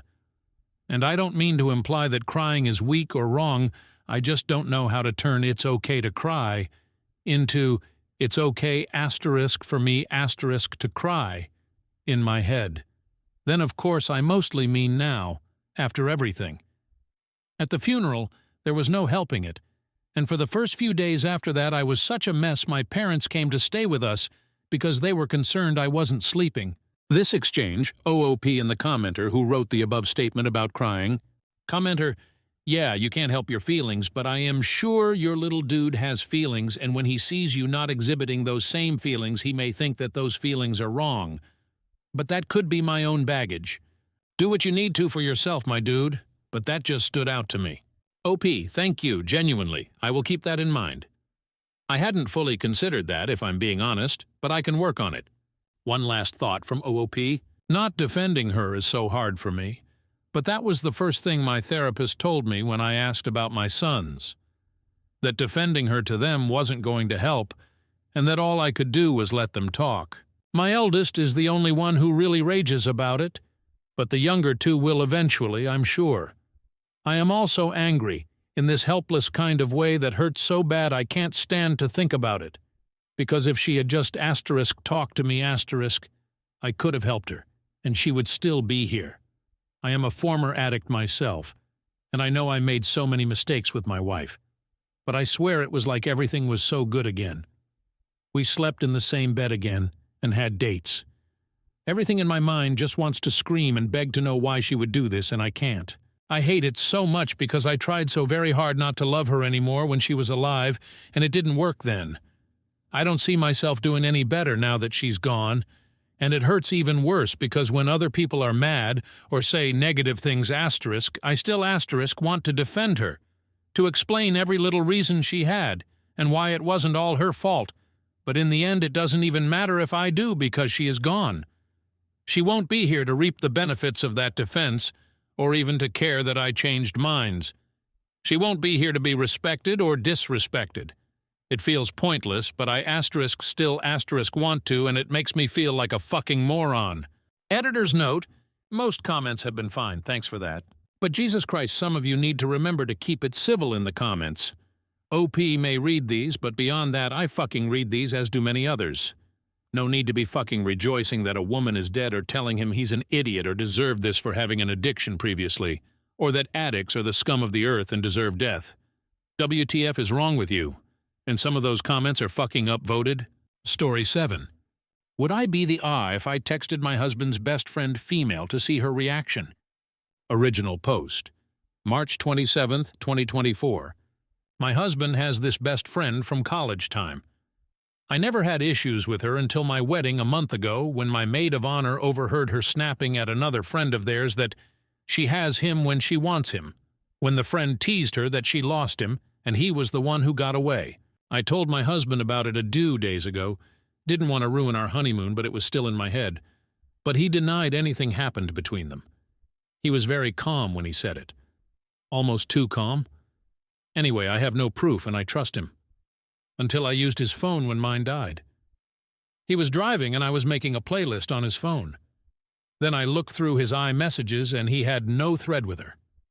I mean, I know for a fact that they text. Nothing.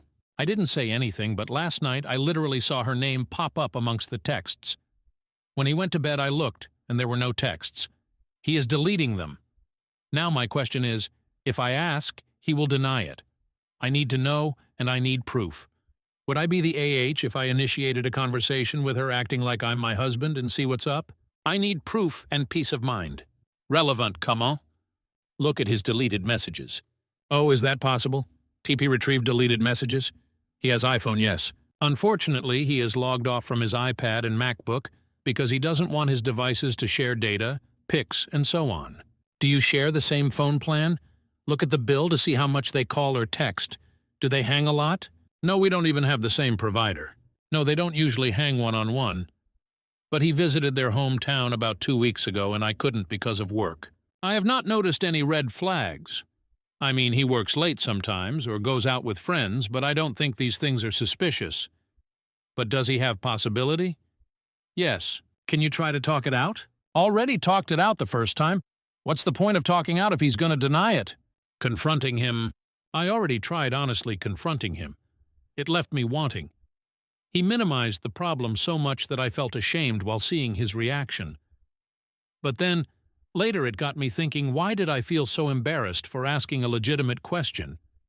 Or more importantly, why did he make me feel so embarrassed for asking a legitimate question? This exchange? Commenter. How about, hey dude, I know you text this person daily, but there are no text messages from said person in your phone. That's weird and makes me uncomfortable. You know, like an adult? OOP. I don't think you understand my post. I want to know if something has happened, not that he stops or takes extra precautions. I have already asked and talked about it, and he calmly denied it, and instead he started deleting. Commenter, hate to say it, but you're right. Once you out what you know and how you know, they will find a better way to hide it. This also goes with addictions and other BS behavior. OOP. The thing is, I don't want him to stop deleting. I want to know why he is deleting. Talking to him won't give me any further insight. If he just deletes haphazardly and innocently, then I wouldn't know.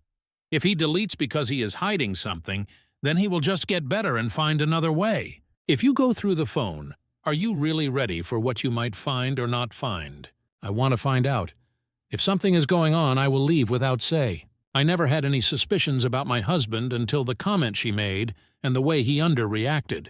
If a man had said that he could have me if he wanted to, I would at least be surprised or alarmed. OOP on checking deleted texts several hours later. Someone here told me and I tried it on my phone. I will wait for him to sleep. Mini update in comments, March 28th, 2024, 13 hours later. Hi, this is my update. He is cheating. I went through his deleted messages, but it was empty, so he has been deleting the deleted messages as well. I don't know if there's further steps to find them. I don't know. I sent her WID because this is how he texts when he is bored. She said she was in bed. I said he was in bed too watching Succession. She asked if I was sleeping. Then it didn't take long before she started sexting, in a way that made it obvious that they've done it multiple times. I ended it quickly because honestly I felt nauseous. I didn't want to sext her. I sent myself all the evidence. Tomorrow I will be moving back to my parents' place and start the divorce. I will not tell him why. Relevant comments. Glad it's now and not later. Exactly, I count myself lucky. So glad your girlfriend told you. She was very repulsed by her aggressive attitude. He'll probably try to convince you he's innocent or give you fake explanations. I am saving both's time and not go into details. Just tell him that I don't want to be married to him anymore. That way he won't find ways to gaslight me or explain. I know what I know, and the only people I care about will know. I will never speak to him again. Your energy is better spent on the future, you're right. Yes, I don't want to know more than what I already found out. I don't want an explanation. I don't want to know when it started. Was it before we met or after? Before we moved in together or after? Before he said he loved me or after? Before or after we got married? I don't want to know why either, and I don't want to know why he married me then. I don't want to know if he loves her or me, if she is better, if it just happened, or if it always been the plan. I'm just letting him go. I don't think I could be this strong. Strong or avoidant. I never want to know bad things, even when exes broke up with me. I preferred it to be a text and no explanation. I get what you mean. It's probably why I hold grudges longer than anyone I know, but I can't change myself. Can't wait for tomorrow to come so I could run away and never see him again. Get checked for STIs. I haven't seen this brought up yet, but thanks. I didn't even think about STI yet. Tell your family. Exactly. I will tell my family and friends, though, because they don't need to think that I went totally mental getting a divorce after 5 weeks. Are you sure you didn't lead her on in the texts? No, I didn't initiate any of the flirtation because I was very adamant that didn't want to lead her on. She started talking about wanting to ride him very quickly, though, and there's no other interpretation. I just stayed long enough to find out if they have done it before, and yes, they did. I ended the conversation. I hate ambiguity, too. That's why I wasn't satisfied with only her comment at my wedding. And the fact that he deletes her texts, which, let's face it, is 95% certainty, if not more, to end the marriage. Another mini update in comments, March 29th, 2024, next day. Yes, I have told him, and I have blocked him, and after the holidays I will contact a lawyer. The rumors spread very fast, and the idiot thinks that his AP, editor's note affair partner, is the one who told me on purpose, and they are trashing each other on social media. She texted me to call me a hoe and that I ruined her reputation and that he never loved me. I blocked her too. Update post, March 29th, 2024. Same day, 2 days from OG post. I left him, and now I am writing this from the comfort of my mum's bed. We kicked out Dad because I want all the attention now. They have been showering me with food and candy. I left without saying why, just that I wanted a divorce and that I don't love him anymore. I ended the marriage with a text while he was out because he's not worth more than that. When he got home, I was gone. I blocked him because I never want to see or hear from him again. The rumors started spreading pretty fast, though, because I told my family and friends the truth. So now he is angry, thinking that his AP did it on purpose, so he is bashing her on social media, and she is fighting him back and fighting other friends too. She texted me saying that I am a hoe who ruined her reputation and friendships, and that he never loved me anyway and he married me because I am a dumb hoe. I blocked her. I will deactivate all my accounts for a while. After the holidays, I am getting an attorney. I don't want an annulment. I don't think it is possible either.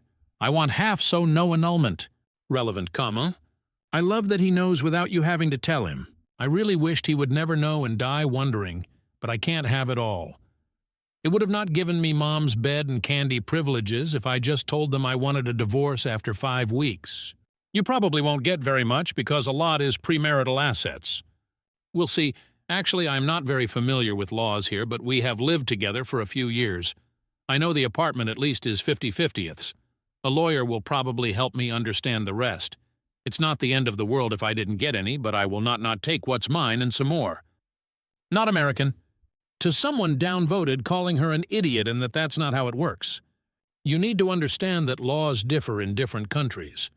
It is not that hard to Google it, and probably you would even be able to locate my country. I want to stay anonymous, however. What exactly was said in the text convo editor's note? This is slightly NSFW, so I covered it as a spoiler. I wrote to her. She replied that she was in bed.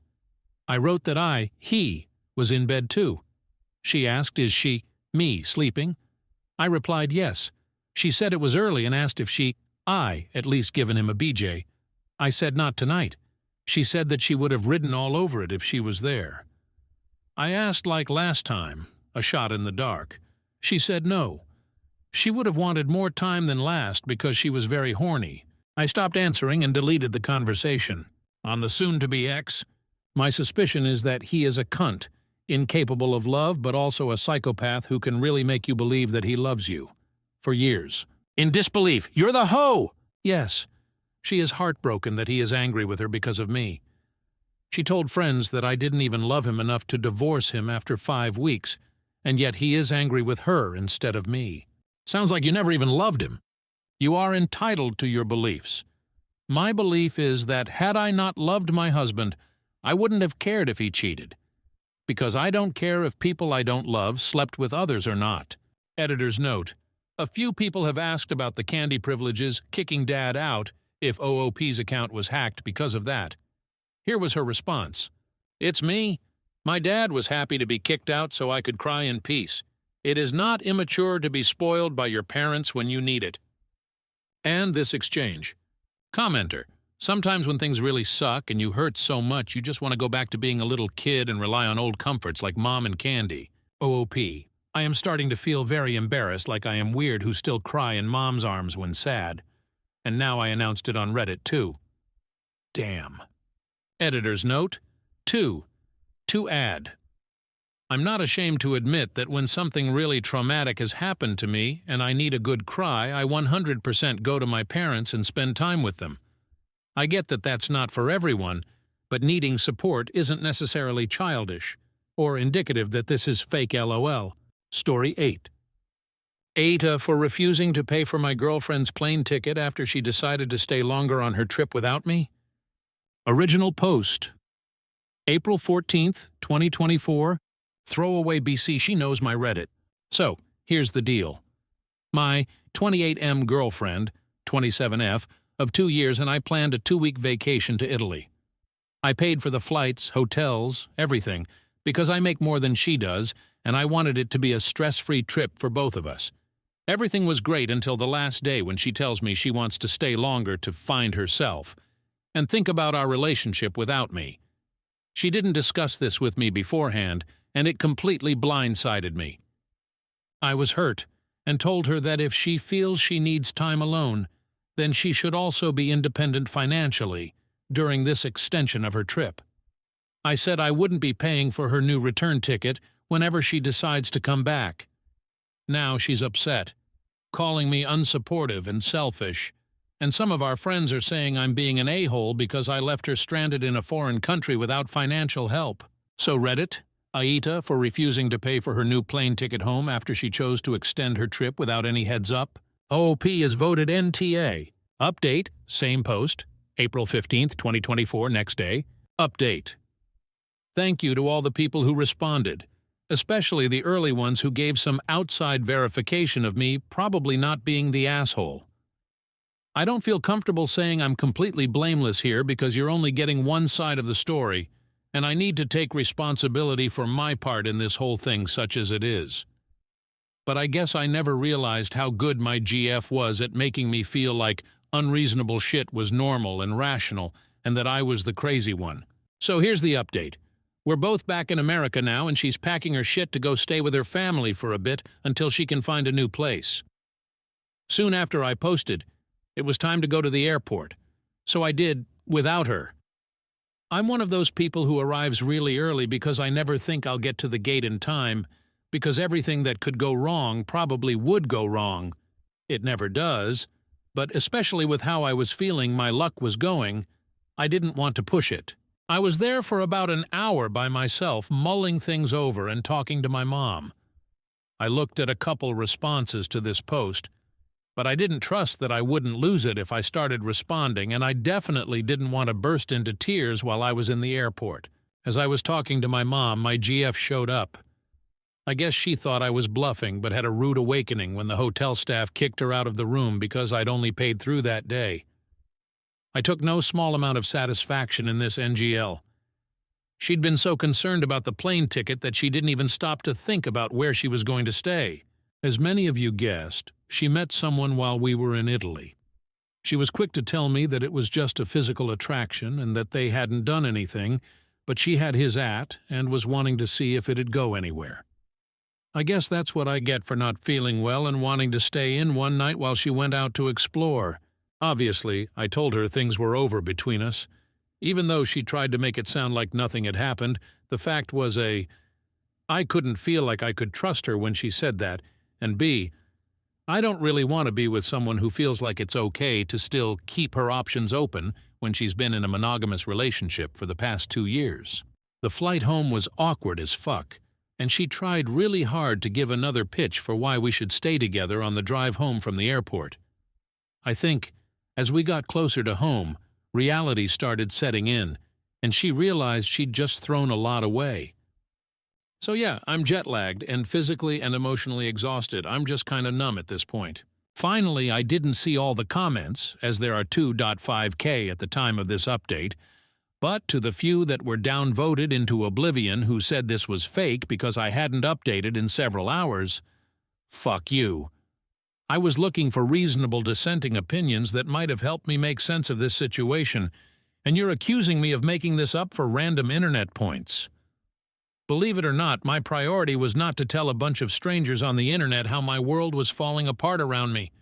I know it's easy to think that these people aren't real, and their struggles are meaningless, because screens divide us, but, ironically, you're the assholes. Story 9. My BF and I were supposed to move in together. 2 weeks ago, he bought a $87K truck without telling me. I refused to move in with him. Original post. March 19th, 2024. I'm very annoyed. He didn't even speak to me about it. We had so many discussions about moving in together, getting married, and then he goes and purchases a truck $2K more than his yearly salary. If you're asking how can a truck be $87K, that's the price you get when you put every addition you want on it. He showed me the truck expecting me to be excited, and I was livid. When he bought this truck, we were only a month from moving in together. We got into a bad argument where he told me it was his money and he could do whatever he wanted with it. So I said fine, and I told him I'm not comfortable moving in with him anymore.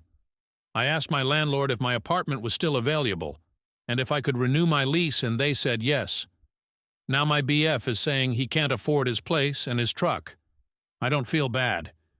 You should have thought of that before buying something so expensive without talking to your GF of 2 years. I have had some of his friends' GF reach out to me and say I should support him, and one even say that I'm not loyal, and this shows I wouldn't support him if we were married since I run away when finances get bad. That's bullshit. He didn't lose his job or get hurt. He bought an expensive item without discussing it. I have been trying to get him to return the truck because it's already affecting his finances badly. He has only had this truck for 2 weeks, and he is worried that in the next month or two, he won't be able to cover all the expenses he usually has. This past weekend, we had another argument, and I think our relationship is going to end. I'm not helping him pay for this truck, and I'm not moving in with him. I have asked for a break and will be thinking about what to do. Edit. I appreciate the different opinions everyone has given me. I have a lot to think about. To answer 2 questions, no, he doesn't need the truck. He works from home, and if he has to check in at work, he has an office. Also, his friends and their girlfriends know about this issue because he asked for their views when we went to a get-together last week. Only 2 GFs reached out to me to tell me I wasn't being supportive. The others have minded their business. Top comments, _AQ. Good job recognizing a bad situation when you see one. This dude fully expected you to supplement his lifestyle after moving in together. All his money would have gone to paying that truck, leaving you stuck with the lion's share of the bills. And that's why he's panicking now. Stay in your own apartment, OP. Little Miss Moxie. Yeah, no, you were right to put yourself first. He's going to end up drowning in debt. Least you won't be there to see it. Would imagine he could make you take the majority of rent and household expenses while he just put money in his truck. Shame the devil. The minute he was expecting you to help finance his life, it ceased to be his money. You absolutely did the right thing. That man was going to use you to pay for his expensive ass truck. Ask your friends' GFs if they want to give up their life to finance his mistakes, 'cause you sure as hell won't, and shouldn't. It'll only get worse if you enable him. He'd be coming home with a Ferrari next. Update. I broke up with my ex that got the 87K truck, which I found out was actually 95K, March 25th, 2024, Yeah, so I broke up with him mainly because I realized we aren't financially compatible. Before I go into what happened, I do want to say something. I understand we weren't married, but we were both moving together into a new place and had several discussions about this move and our plans for the future, including marriage. For the people private messaging me saying it's his money and he can do whatever he wants, or you're only 2 years into a relationship, you're not a wife. I know that, and I have never asked what is in his bank account or told him what to do financially. I'm aware it is his money, but I also know his financial situation, and he was making decisions without my input that, if we were to stay together, would not only affect him but also our relationship and our financial situation for years to come. I will die on this hill. This is not okay, and if it's okay for you, that's fine, but for me, if we make a financial plan and you make a huge decision without me, I won't be okay with it, and that's a big reason why I backed out of moving into a new apartment with him. I would have never made a decision like this without his input at all. The main reason why we decided to move in together was to take the next step in our relationship, but also to pay down our debts. I now have $22,000 debt from student loans and a car. When I met him, though, it was around $60,000, and I was basically living on credit cards. Within the first couple of months of us dating, I saw how hard he worked, and with a salary at $85,000, he was making huge progress in paying off his loans and credit cards. On my end at the time, I was only making $50,000. I honestly saw his work ethic and was like, wow, and got serious about my debt. I got a second part-time job where I was making $32,000 a year, bringing my salary to $82,000. I did that so that I could pay off my debts faster, but also so that we could be on equal footing when we moved in together, and he didn't have to pay significantly more in living expenses than me when he had more debt. We did a complete budget months before we moved in together and realized that we would each have $700 extra a month to put towards our own individual budgets. This is why the purchase of this truck was so surprising to me. We had planned this move for months. We had a budget and he destroyed that plan with the truck. If he wanted a new car, there are plenty of cars he could have gotten that would have fit into the $700 monthly surplus he had. Anyway, for the past few days before we broke up, he tried to show me that this truck was a good financial purchase and we could still move in together. He told me that he had actually budgeted for this and could show me how he could afford this. I wanted to hear him out, so I went to his place and he had 2 budgets. He said he had been thinking of getting this truck for some time, and he had worked out a budget beforehand. He showed me the first budget, and after his truck, insurance, expenses, and his debts, he was left with $115 for the month. I noticed with the first budget, he didn't include groceries, his hobbies, going out, or even gas for his car. I asked him how $115 was enough to live off of for an entire month. I asked him how he could afford all of this and his truck and if he planned to give up some things. He said no, he didn't plan to give up anything, and that he could make everything work in his budget. I asked him what if he had an emergency or needed gas for his truck, and he just kept saying he would work it out without explaining how. After I saw the first budget, I asked to see the documents for the car, and that's how I found out the truck price was $95,000 total after taxes, registration, and fees. He traded in his reliable 2003 Toyota and all his savings to get a loan at 14% for 72 months. His monthly payment is now $1,966, and insurance is $573. He also still has student loans, which are significant. I kept telling him $115 left over monthly wasn't enough. That's when he showed me his second budget, which had a combined higher monthly income. I asked him if he was getting a second job, and he said due to his first job relying on him to be on call, he couldn't. I asked where the income was coming from, and this man said, "Well, you're getting a raise soon." I froze because I had mentioned this raise once months ago.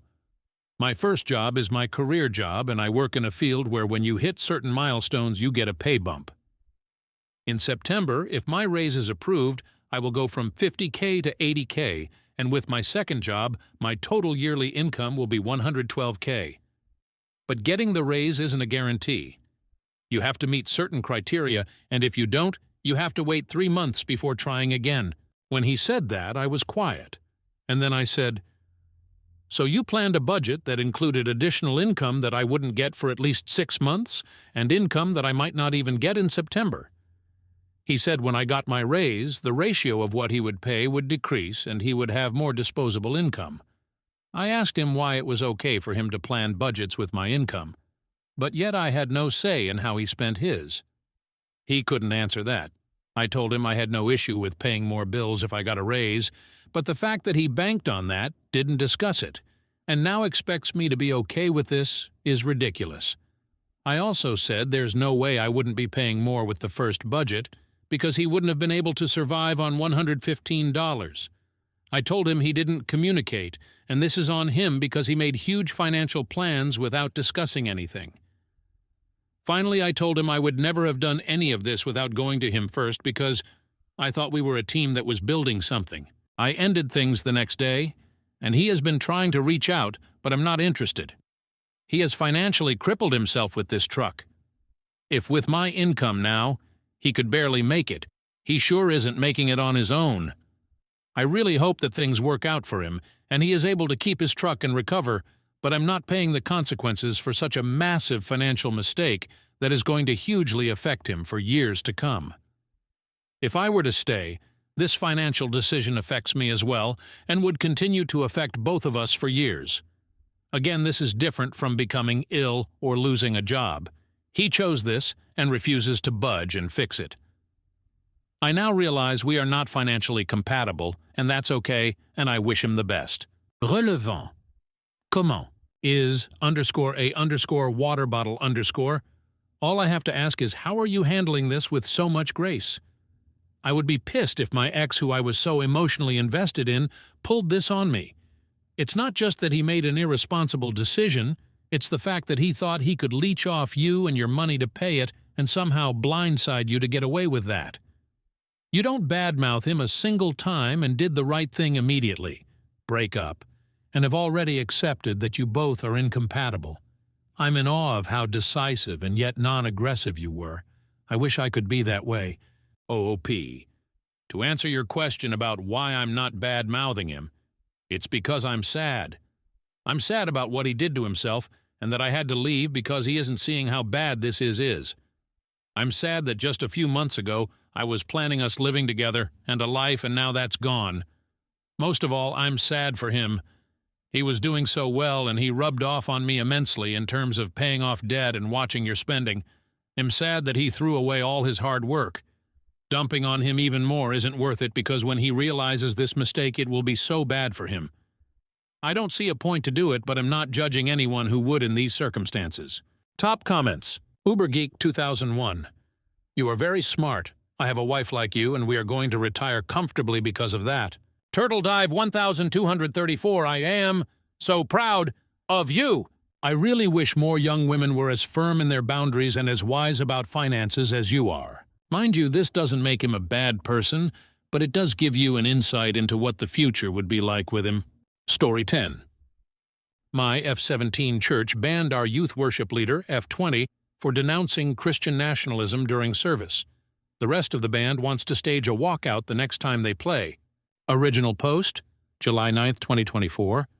My church's youth group has a youth band that leads worship during youth, but the church also has them lead worship on Sunday mornings every few weeks to promote the youth band when the usual worship team has a week off. I'm not in the band, but I often help with lyric PowerPoints along with another girl, but not when the band plays on Sundays. The main singer of the youth band is the daughter of a youth assistant, and the daughter is an assistant too. We'll call her Emma, she's 20. I'm writing because of what happened the last time the youth band led Sunday worship on 6/30ths. That led to Emma and her family leaving the church. In between one of the songs, Emma said she felt led to say that Christian nationalism wasn't of God, because forcing people to believe went against the basis of Christianity because God gave free will, and too many Christians forgot that. She also said there would be no short and narrow path if people were forced to walk it before saying Project 2025 was advertised as Christian but resembled nothing of God, because God never forced people to believe in Him. No one confronted her or anything as it was brief.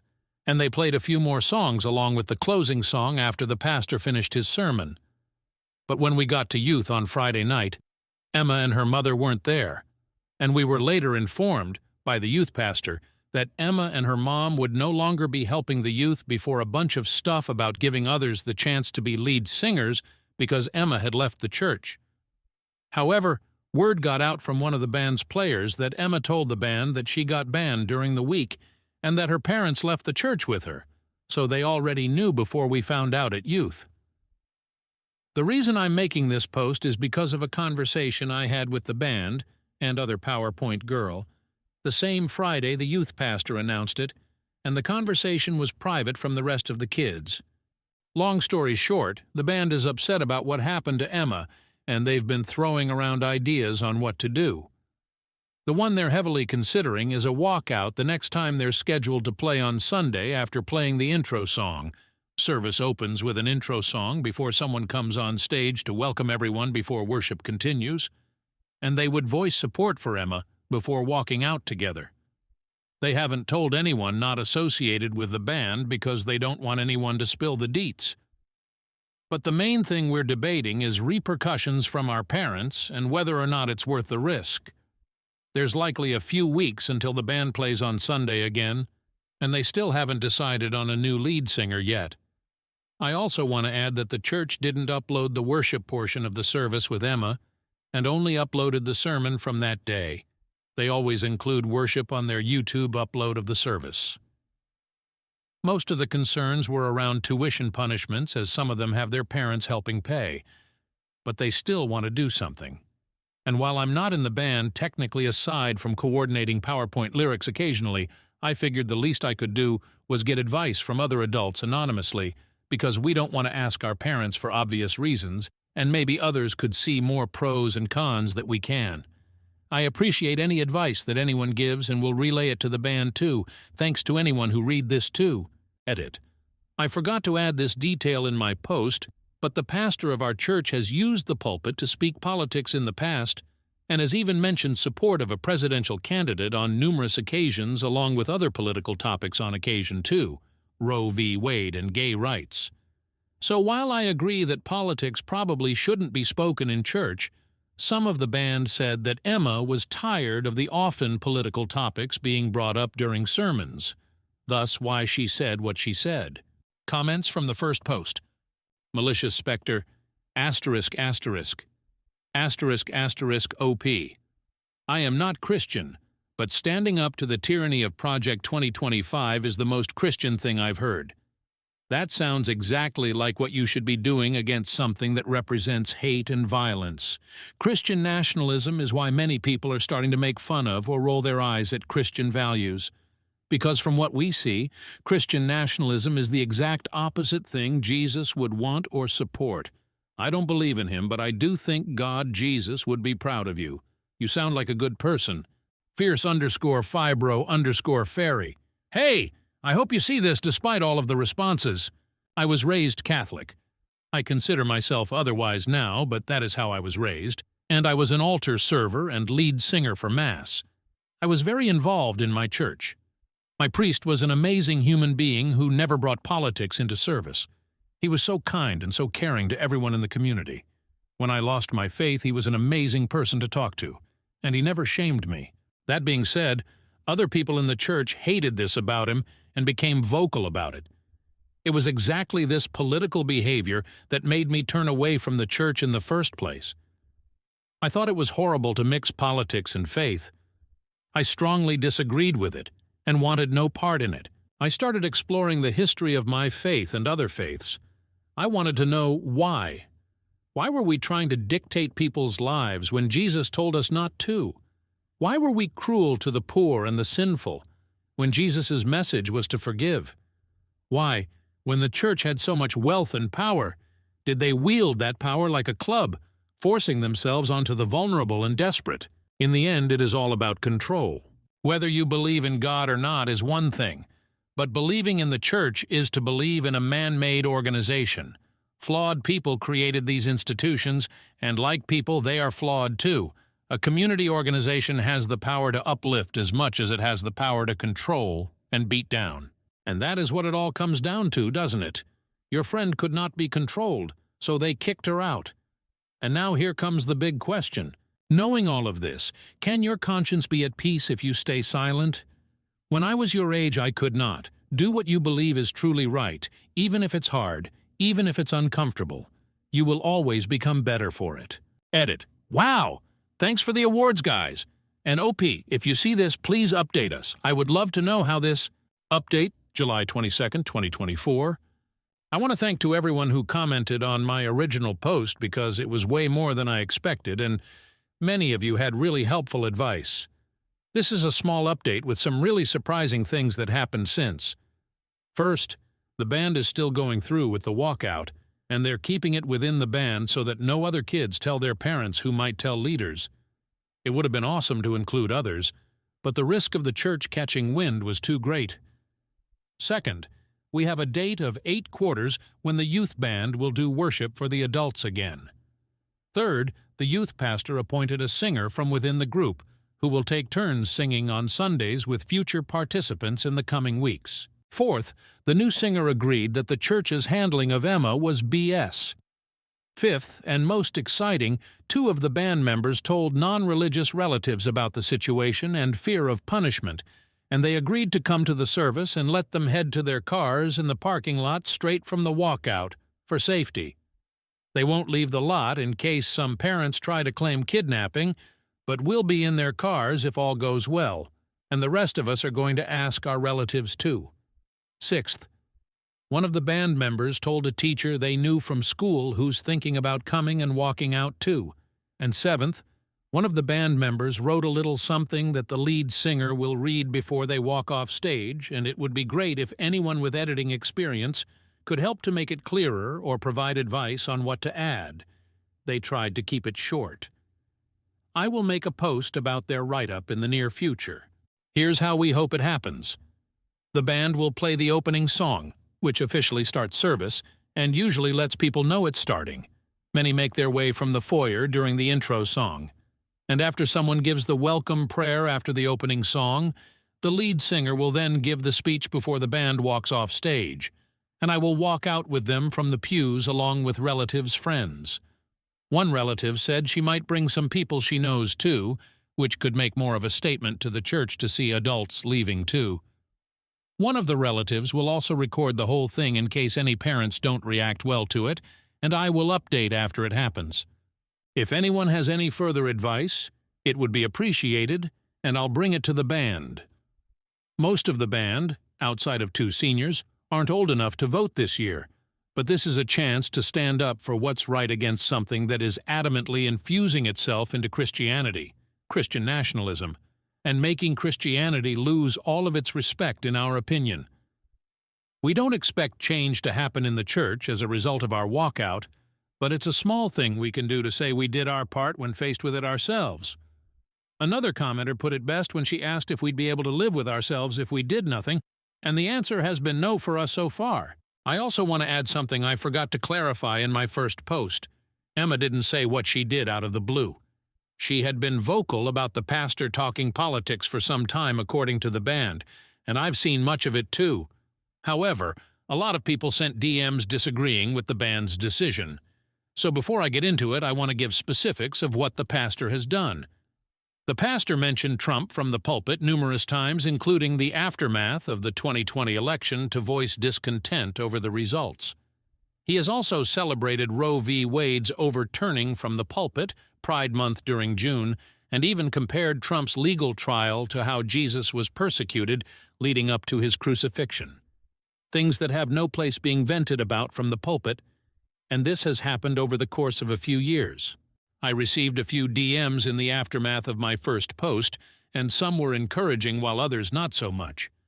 A few people who said they were Christians said that Emma was wrong to use the microphone to hijack the service with her words because she should have talked to the pastor first while calling her actions immature. However, when I showed the band the advice from my posts, I also told them about the DMs, and they said that Emma spoke to a leader about the pastor's political sermons in the past. But nothing came from it as he continued to speak politics from the pulpit frequently. Some people also said that our walkout wasn't godly, because we, like Emma, would be hijacking the service for a publicity stunt when church was supposed to be about God. Some people called us immature, among harsher things. But we disagree for two reasons. First, who is supposed to call out the misuse of the pulpit if not people who attend the same church where it's misused? A few DMs said to do nothing and pray for God to change the pastor's heart, but he's been doing this for years. And second, the Bible gives guidance on how to call out improper behavior in the church in Matthew 18:15, 17. Dealing with sin in the church, 15. If your brother or sister sins, go and point out their fault, just between the two of you. If they listen to you, you have won them over. 16. But if they will not listen, take one or two others along, so that every matter may be established by the testimony of 2 or 3 witnesses. 17. If they still refuse to listen, tell it to the church, and if they refuse to listen even to the church, treat them as you would a pagan or a tax collector. Emma has already talked to a leader one-on-one, and the band has voiced displeasure about Emma's ban to the youth pastor, only for him to disagree and say that Emma was out of line. Regarding the part about tell it to the church, I suppose the how might be up to interpretation. Maybe telling the church means telling a church leader instead of the congregation on stage. But Emma and the band have talked to various leaders, including an elder too, aside of our youth leader, only for years of political rants from the pulpit to continue. When Jesus flipped tables in Matthew 21:12, we believe he did it because people were using the temple to sell things that had nothing to do with God, and we believe that politics falls into the same boat. Someone commented a link in the comments of my first post that I never saw, but I showed the band, and we couldn't agree with it more. Pastor Lauren Livingston talked about the role of politics in the church and how politics shouldn't be combined with Christianity. I still plan to speak with my parents ahead of 8 quarters, and I'll share the write-up the band is working on really soon. I really appreciate everyone who commented too. Lastly, I want to clarify that the walkout is the band's decision entirely. I am not a member of the band, I just do PowerPoint lyrics during youth, and I'm not even in the band's group chat with Emma. As some of the band members are contemplating punishments from parents, 2 seniors who are concerned with their parents removing tuition help, I will support whatever they decide while understanding that they have to take care of their future too, as many commented. If they decide to continue with the walkout, I will support them and walk out from the pews. But if they change their mind because repercussions are too great, I will respect that and continue to support them. Comments from the update. Pisgetti. My views on religion and churches is a whole other thing. I'm impressed by the conviction to your sense of right and wrong and your need to not sit by whole someone spews falsehoods from their platform, a platform which Christians will claim is supposedly a place from which love and truth emanate. Much respect to you and yours. Those telling you to pray on it and that it isn't your place are cowards. Being afraid to rock the boat is how religions get twisted. It sounds like your church is well down the slippery slope of becoming a cult to a guy who, when asked about his favorite Bible verse, responded vaguely, like he hasn't read the book. OOP replied to Pisgetti. I was a little surprised when a few of the people who called themselves Christians in the DMs even used profanity against my first post, but change doesn't happen unless it's addressed, and it's not like Emma and the others haven't addressed it with numerous leaders over the years. GTIC. It is worth remembering that the original idea behind separating church and state was to protect religion from being tarnished by politics. The underlying idea was that religion is a garden that must be protected from the wilderness of the world. This church seems to be a prime example of that necessity. ABCBD Mama. I have a lot of respect for all of you for taking this stand. Christian nationalism has no place in the church. It is completely against the teachings of the Bible. Stand strong in what you are undertaking. You are biblically grounded in your stand. The church was given its mission by Jesus, to preach the good news in order to bring people to Christ. The church is not, nor should it ever be, a mouthpiece for politics. I will keep all of you in my prayers. You are doing the right thing even though it may feel scary. Standing up against power is never easy. Adventurous Day, 3020. Hey, Christian over here. First, I love that you have biblical references for what you guys are doing. Second, the idea of comparing Trump to Jesus, no matter the political views of yourself or the pastor, is quite honestly blasphemous, so you're 100% doing the right thing. And third, you might not be old enough to vote yet, but here's the thing. If you have conviction about anything, get passionate. In this case, get mad, rock the boat, and use your voice. It's what we're called to do. Will it be difficult and scary sometimes? Yeah, absolutely, but things that matter often are. So what I'm saying is you kids absolutely rock. You're far better examples of Christ-like behavior than your pastor is giving out right now, and mad respect for that. Remember Joshua 1:9 and God's command, as you kids do this, "Have I not commanded you? Be strong and courageous. Do not be afraid. Do not be discouraged, for the Lord your God will be with you wherever you go." Story 11.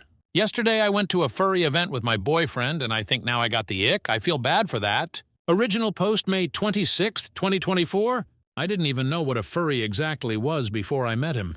We were together for literally 3 whole years until we moved in together. I found one of his furry outfits while I was helping him move his clothes into our apartment. At first I thought that maybe at some point he had worked in children's shows or selling things in the subway. In my country, it is normal to see people in costumes selling things.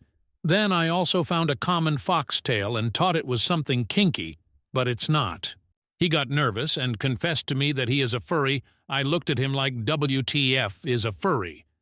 Anyway, he explained to me that years ago he created his fursona, and it is a hobby that makes him feel at ease and happy. He said that he hid it from me because he was embarrassed and scared that I might leave him or laugh at him. He's a serious and professional man, not the kind of person who would dress like that. I assured him that I wasn't going to leave him, and that I love him.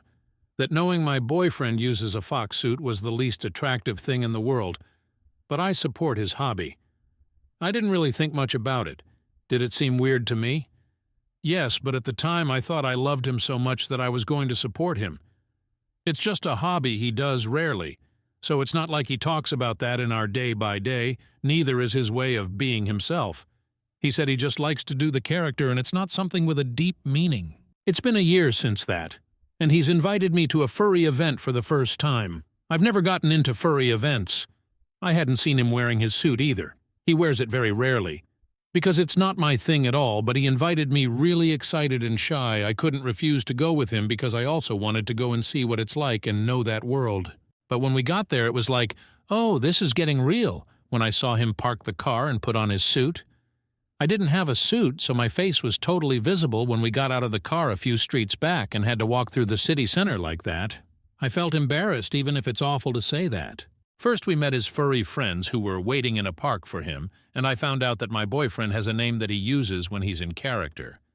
They were nice, but no, it's not an everyday thing to see your boyfriend using a pet name, dressed as a fox and talking to other people who are also like that, although some didn't have a suit, just a tail or nothing. I felt embarrassed because people around obviously walked by and laughed or looked curiously. A few minutes later, we finally went to the place of the event, and it wasn't that many people but a large group, most of them without a suit and just wearing tails or just a mask. I know it's wrong to say it, but a lot of those people smelled musty, long hair so greasy you could fry an egg on it, just weird people. Years ago, I accompanied my sister to an otaku event, and it was 95% the same kind of people, like weird in the wrong way. I've never been in that kind of environment. My boyfriend isn't like that at all. He's attractive, smells good, has a normal life and work, and I don't think anyone would expect him to be a furry, so it was my first time seeing other furries in person beside him. At one point, some of them started playing at removing each other's tails. Some were doing choreographies and TikToks. Some of them liked to do high jumps in 4. Not my BF. He was just walking around with me and just letting some people take pictures with him and then did a TikTok with another person. You know what it's like to see your boyfriend do a choreo dressed as a blue fox while asking you to call him by his furry name and pet his head? I do know it, and it was impossible for me not to change the way I see him. I didn't feel comfortable in the place. It bothered me a lot since there were some using harnesses in their suits. What is sexy about an animal? Some artist stands had furry art, which was pretty explicit. My boyfriend dislikes that kind of art. For him, his fursona is a performance. So I just felt even more weird because they're animals. Even if they call that a fursona, I felt weird. And since yesterday, every time I see my boyfriend, I can't help but think of him being part of those people and him dressed like that. I really love him, but I just feel like I got the ick. And I hate that because I always wanted to be the supportive girlfriend. But this is just too much. I don't want to talk about this with my boyfriend and make him feel ashamed of who he is and likes. I don't want to make him feel bad about my feelings. He's a great man. Really, the only time I felt tenderness yesterday was when he hugged me, thanking me for support him in this. I just feel like the worst person in the world, and the last thing I want is hurt his heart even if his friends are too weird for me. I just hope I can get over this icky feeling fast, but he's really happy and shows me pictures of the event telling me that we should go to another event together, and I just can't tell him that the last thing I want to do is go to one of those events again. I always supported him. I don't feel manipulated like some people says in the comments. I did wanted to go with him because I thought that maybe it was going to be fun. It wasn't. Edit. He's not into anything sexual. He told me that his character is a performative thing that he enjoys doing from time to time, but doesn't find it exciting or comfortable fetishizing a fursona, because at the end of the day he's just making a character. Then he told me that for him it's like a person getting aroused by being dressed as Mickey for a play. He can't feel like that and finds it weird. We literally live together and share the PC. If he had strange movements, I would notice them. He goes to those events very occasionally because he doesn't like the more weird side of furry. I know he's not a pervert, and no, my intuition doesn't tell me that he is that. My intuition just tells me that the people at that event smelled funny, and that I don't want to set foot in that place again. Relevant comment? Commentez. I'm sorry this is happening to you, but I think you know that he belongs with his own kind. It's time to set that fox free back into the wild where he belongs. You can't domesticate a lot of them, unfortunately, no matter how hard you try. OP. My fox is in captivity for now. Commentez. Sorry, but I can't stop laughing, LOL! Maybe one day you will laugh too. For God's sake, that's so funny. OP. At times, everything that happened around me was bizarre and funny, but I couldn't laugh because they all take their characters really seriously, and I didn't want it to be disrespectful. Commentez. Girlie, I think it's time for a sit-down conversation. Tell him that you support his hobby, but you're not interested in taking part because it makes you personally uncomfortable. Not him, but the other people and the vibe. Hopefully he understands, and you'll get over the weird memory. If the ick sticks, though, unfortunately it is what it is, and you're not compatible. But if he's as good as you say he is, I think you can probably get past this as long as you're not involved. OP. Yes, I think what stops me from doing it is that he told me that his previous girlfriends laughed at his hobby or criticized him because he doesn't look like the kind of person who's into that. It was very difficult for him to show himself that way with me. I never really expected to be in this situation, and I don't know how to broach the subject without making him feel bad because he just wants my support. Commentez. Doesn't most furry stuff involve sex between them? Isn't most of the sexual interaction between males? Is he bi? If he failed to disclose his DNK to you initially and hid it for 3 years, I think it's safe to assume there's more he may be withholding from you. You may be his link to normal. To me, it's like someone not disclosing they have a drug or alcohol habit and hiding it for as long as they can. The chances of a relationship surviving long-term when one is an addict and the other isn't are very slim. Unfortunately, there are so many red flags related to your discovery of his suit that I'd probably suggest you reconsider continuing the relationship. He's not going to suddenly stop fantasizing about being a furry, is he? He also has been lying to you for 3 years and is manipulating you while trying to convince you he's worth your time and distract you from some serious underlying issues he has despite deceiving you for so long. You're young, naive, and sound like a nice person who is honest. You deserve the same IMO. Either that or buy a suit and join in the furry fun. OP. I don't know about that. As far as I know, my boyfriend doesn't have a fetish with his suit and doesn't like it that kind of things. He's straight, and if he were to sleep with other people behind my back, I'd know because it's hard to ignore the fox suit in the closet. He's just got his character, as weird as it may seem to me, and just goes to these events once a year. Update May 30th, 2024. First of all, I never had any problem with him telling me after 3 years about this, and I said that in the first post, I always understood how afraid someone can feel to say who he is. Everyone has their secrets, and there's nothing wrong if you're not harming anyone with them. And after reading the comments people left on the post, I understand the fear that my boyfriend had. Some people even told me that he was grooming me. It's just disgusting. Like if I couldn't defend myself. I didn't need to talk to my boyfriend because during the night he sat down to talk to me and apologized. He showed me that one of his friends told him that the organizers of the event changed, and that's why there were people with NSFW stuff. My boyfriend was also uncomfortable with that. Since the last time he went to that event, those types of outfits were forbidden. He showed me pictures, and yes, the atmosphere and people looked different.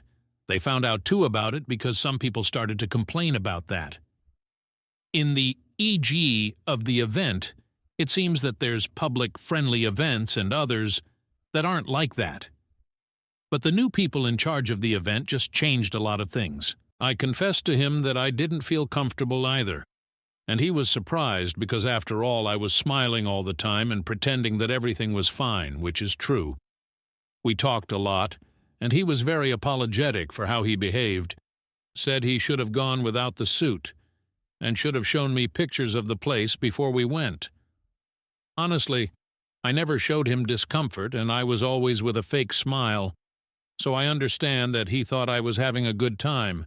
My boyfriend just kept apologizing deeply. He said he didn't really knew how to react since it was the first time he had taken someone so important to an event. So he behaved that way. He apologized for not thinking about how I might have felt, and I apologized for not communicating my feelings too. I received literally more than 100 messages and comments telling me that my boyfriend is a pervert. I don't know much about the furry world, so I was disturbed when some people started to leave comments talking about things I didn't know about them. I had never distrusted him before. We share PC and I can use his cell phone whenever I want, but I am so stupid that it was difficult for me not to get carried away by more than 100 people telling me that I am dating a degenerate. I asked him if he doesn't really feel anything sexual by doing that. He never showed that, and from day one, he made it clear to me that for him it's just a character. He doesn't even behave like an animal when he's in character.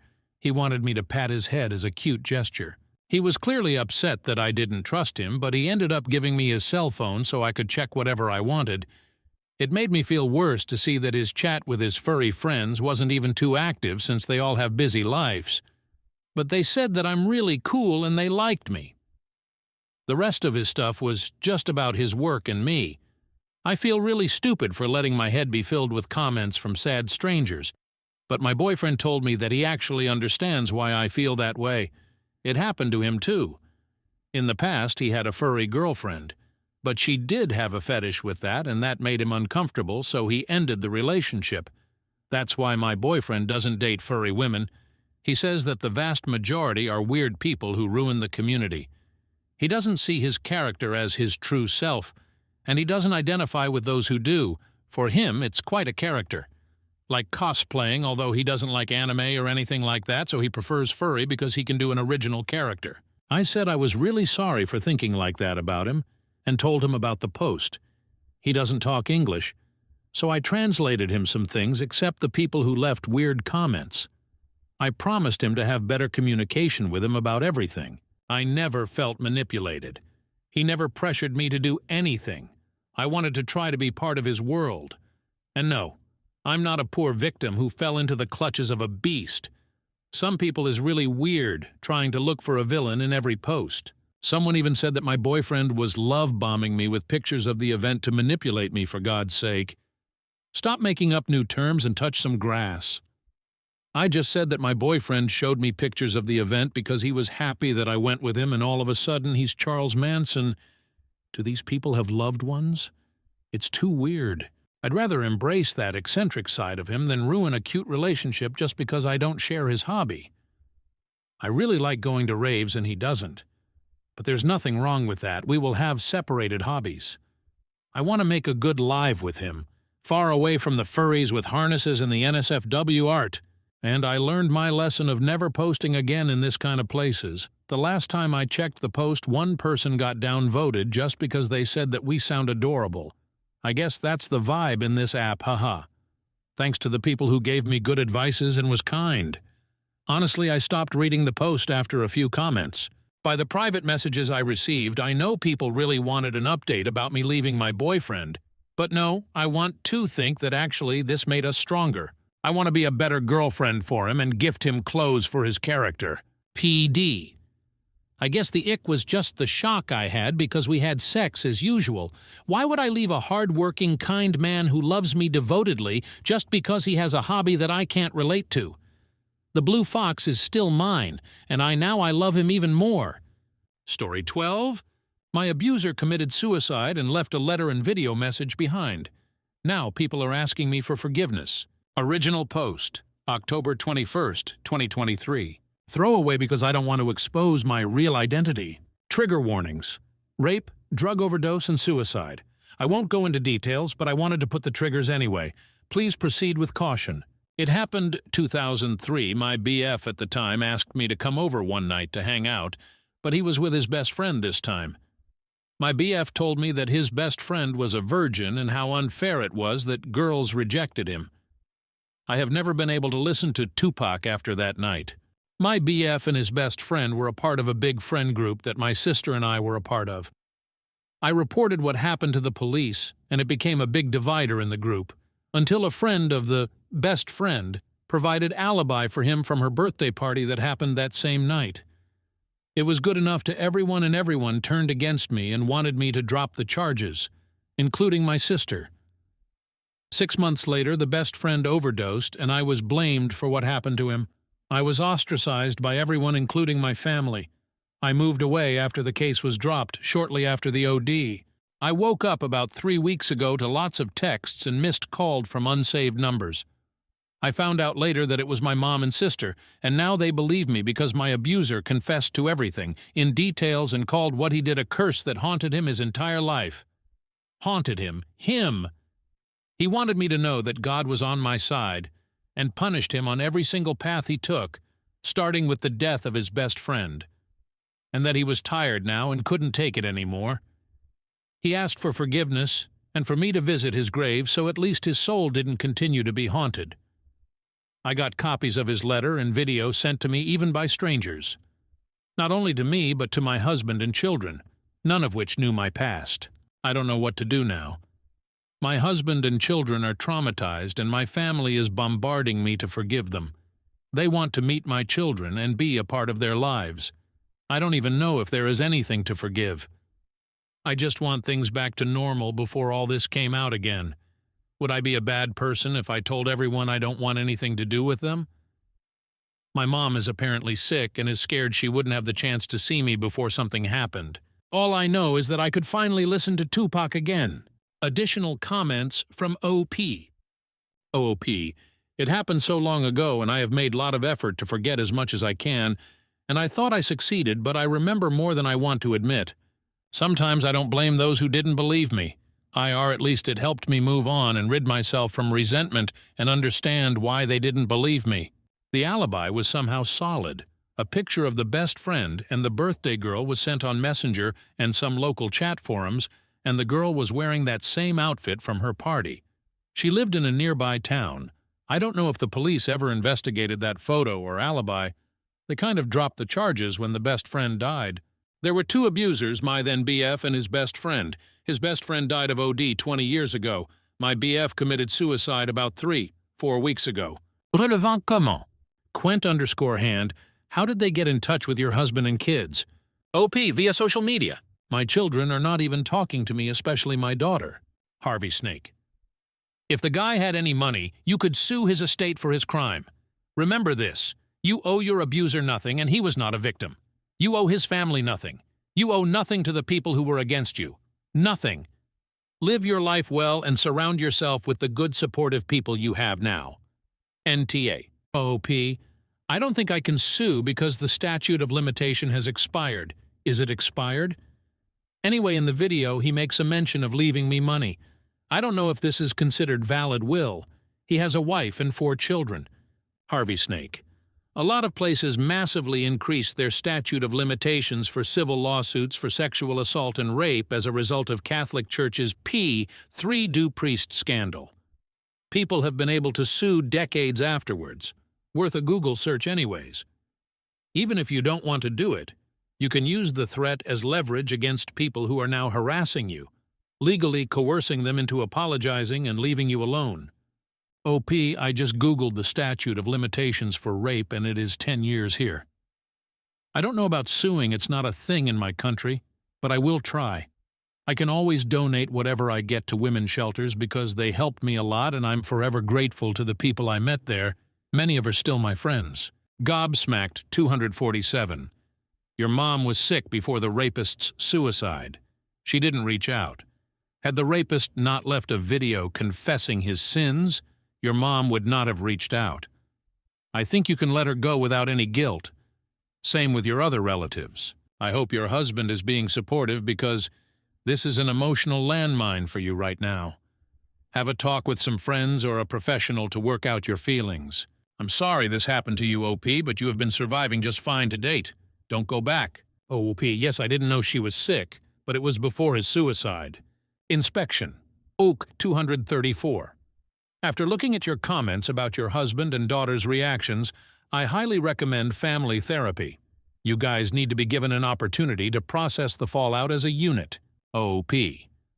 Neither of my children are open to family therapy, but I hope they at least are willing to do individual therapy to begin with. I don't want them to bear the shame. I have done enough of that, and I don't want them to experience what I did. Update. March 22nd, 2024, 5 months later. I don't know if you remember me. It has been a while and I forgot about my account here. I feel nothing but despair. My mom is very sick. I decided that I didn't want to meet her or any of my family, and yet one Sunday morning they were at my door insisting to go inside. Insisting to see me before she left this world. She cried because I looked old. Not her beautiful girl anymore. Did she expect to meet 20-year-old me? I didn't utter a word, and I pushed my sister away when she cried and tried to hug me. They wanted to see my children, but I refused. My children were terrified. Now they have been trying everything to make me talk to them. I have tried to report them to the police, but they yet again proved themselves to be useless. My children aren't feeling well. We are in therapy, especially my son, who doesn't even want to look at me, even now. My daughter is very compassionate, but I know that she is as confused and broken, but she has always been the kind that tried to make others feel better. My husband and I are separated. We started having issues. He was angry all the time. He couldn't look at me. He thought that I should have told him when we met, but I didn't, and now he felt helpless. He couldn't even touch me anymore. Do you feel repulsed by me? Do I remind you of what happened every time I have touched you? He was going mad, so he said that he didn't want to be with me anymore. I begged him to stay not only because I love him, but because our children, especially our son, is hurting and we need to help him. But he said that separation is better so our son can get a time off, from being with me, I suppose, when he lives with his dad. My rapist's wife is suing me for the damage that her husband left me. They have 4 children who are all traumatized by what happened. They still live in my hometown and everyone knows them. Seeing what happened to my children, I feel nothing but sorrow for his children, too. None of them asked to be born. The woman who provided the alibi was outed. I heard that she's lost her job and people are harassing her. Even with my past, these past months have been the hardest on me. I cry myself to sleep every night. I have lost everything I care about. I wish he never admitted to anything. He should have let the past be. Relevant? Comment? Fluid _ Treat _ 5676. Holy shitballs, went through a few of your comments. I don't get the Tupac thing, but please tell me they didn't send the video of the actual crime to your husband and kids. You might not be able to sue for what happened in the past, but you can definitely sue for that. Your former family are the Cunty McCuntersons from Cuntstown. They weren't happy with destroying your life once, so they had to do it again. OP. His suicide video. Yes, my children received it. Fluid underscore. Treat underscore 5676. I'm not a lawyer, but that has to be a crime. It's mental and emotional cruelty, at least. Assuming your kids are minors since this happened in 2003. And I assume you didn't start having kids right after. There could be a whole host of charges you can file against everyone involved, all the way back to the alibi asshole who must have at least suspected the truth. Gather every shred of information and find the meanest lawyer you can, and carpet bomb the whole lot of them with lawsuits and restraining orders. I don't think I need to say this, but don't give up. Yes, they're both minors. I've reported everything. Nothing will happen because nothing ever does. But at least there's a paper trail. OOP on getting her husband in therapy. OOP, I will. He is in therapy. My ex-mother-in-law told me that he just needs time because he feels helpless. I told her that I wasn't taking him back. She said she didn't blame me. My children are in therapy too, and they're making progress, but it takes time. All I care now is that their childhood doesn't get ruined. I feel so helpless that I couldn't protect them from this. Story 13. My 37M wife, 36F, is turning into an absolute hippie psycho person, and me and my son, 12M, can't stand it anymore. Original post recovered with Reddit November 16, 2016. A bit of backstory: I am from Puerto Rico and my wife is from suburban Kansas City. I moved to NYC in 1984 and she moved here at 18 for college and fell in love with the city. We actually met at a bar and had a one-night stand, and she got pregnant. At first we wanted her to get an abortion, but we kind of fell in love at first one-night stand and got married when our son was 3 months old. We are very, very different people. I am from the South Bronx and grew up extremely rough. I got into fights, have gotten stabbed, gotten shot at. Not a great upbringing. I wasn't the worst kid, but my friends were truly bad people. But I mostly got out of that lifestyle by the time I met her. So basically, we've raised our son and have had our ups and downs, but we are both successful at our jobs and whatnot. But in the past year or two, her attitude towards certain things have changed. Here's just a list of what I'm talking about. She refuses to eat gluten. This should give you a staple of the stereotype she fits into now. She is now 100% vegan and gets extremely mad when we eat meat in the house. She goes to yoga 3 times a week and cries when we don't want to go with her. She suddenly doesn't like movies with violence or drugs or partying. She gets extremely protective of our son about this. She doesn't let our son hang out with his friends sometimes because the friends are too rowdy and come from uncultured families. She doesn't let our son bike around the neighborhood with his friends at all. She needs to constantly be with him when he is hanging out. She literally took his iPod and changed the music to what she considers good music. This consists of Justin Timberlake and Mumford & Sons, Macklemore, Taylor Swift type stuff mostly. Our son liked electronic dance music and metal a lot. This was one of the worst things she did, in my opinion. She thinks that I am too masculine in the way I act, and constantly tries to correct the way I act, saying I have toxic masculinity in me. She uses this near constantly when I tell her I don't like how she babies our son. She calls the cops on basically any crime she sees, including one time when we walked by a house party and she called the cops because underage drinking was happening, and she wants to keep her community safe. One time she also called the cops because a few Spanish teens were playing soccer in the street, and she just assumed they were up to no good. That made me insanely upset. Honestly, this is just the tip of the iceberg. This has been her for the past 2-3 years, and we have gotten into near constant arguments about this. I tell her she is too sensitive about nearly everything, and then she goes off on rants and tries to show me all these weird articles about how what I am doing is gaslighting her. She also is trying really, really hard to act young. Like she goes to indie shows in Williamsburg filled with 22-year-old hipsters and tries to chat people up to make friends. Then, when she gets rejected or something like that from those indie circles, she comes home and cries in my arms and is depressed for days. She wants so badly to be a part of that crowd, she seems to have anxiety and depression issues. I do honestly feel bad for her. She keeps up this insane persona. She describes herself as a modern-day hippie. She spends all her time checking out new cafes and brunch spots with her friends. I know how this started. She got a job at this new office filled with young yuppies. Basically, right after that, she changed into this, I think to keep up with her coworkers, but it's clearly turned into something much more devastating and self-esteem damaging than that. I just want her to be herself, not this crazy person trying to perfect everything around her to fit her worldview.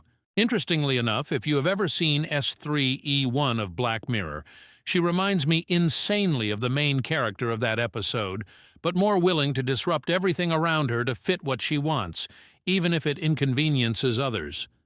But this is all recent. She was never like this 4 years ago. She was just a regular working woman who liked to relax and hang out and didn't take it much seriously like she does now. We used to get drunk at dive bars together.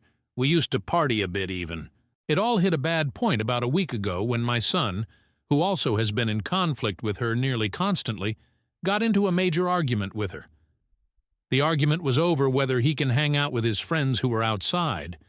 And she said no because there were too many of them, and she thought it was bad to hang out in such large groups.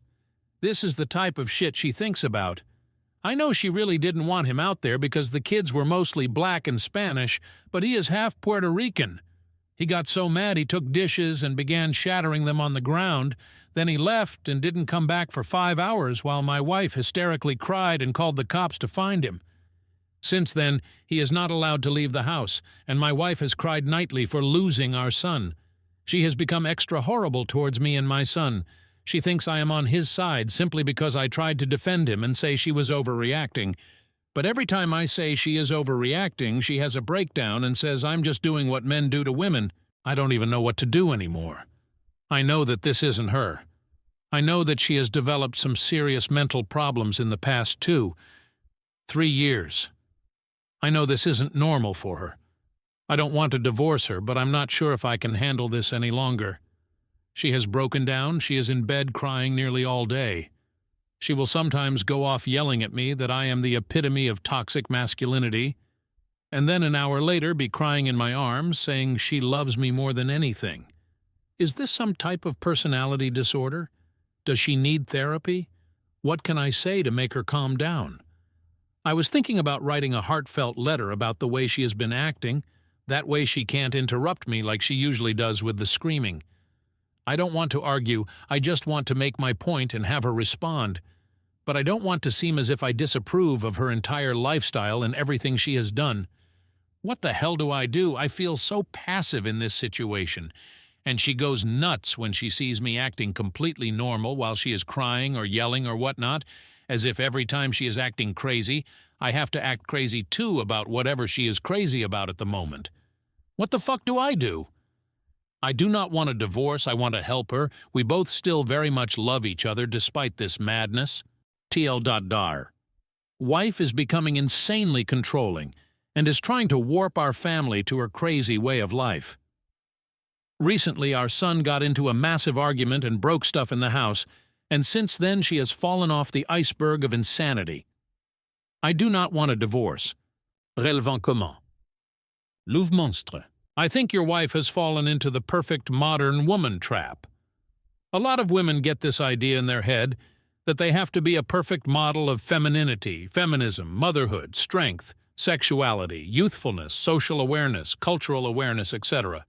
And frankly, there is no woman alive that can be that perfect, so it just spirals into panic and feelings of failure. Your wife needs therapy. You have to sit her down and lay it all out, and tell her therapy is a must for your family to feel whole and peaceful.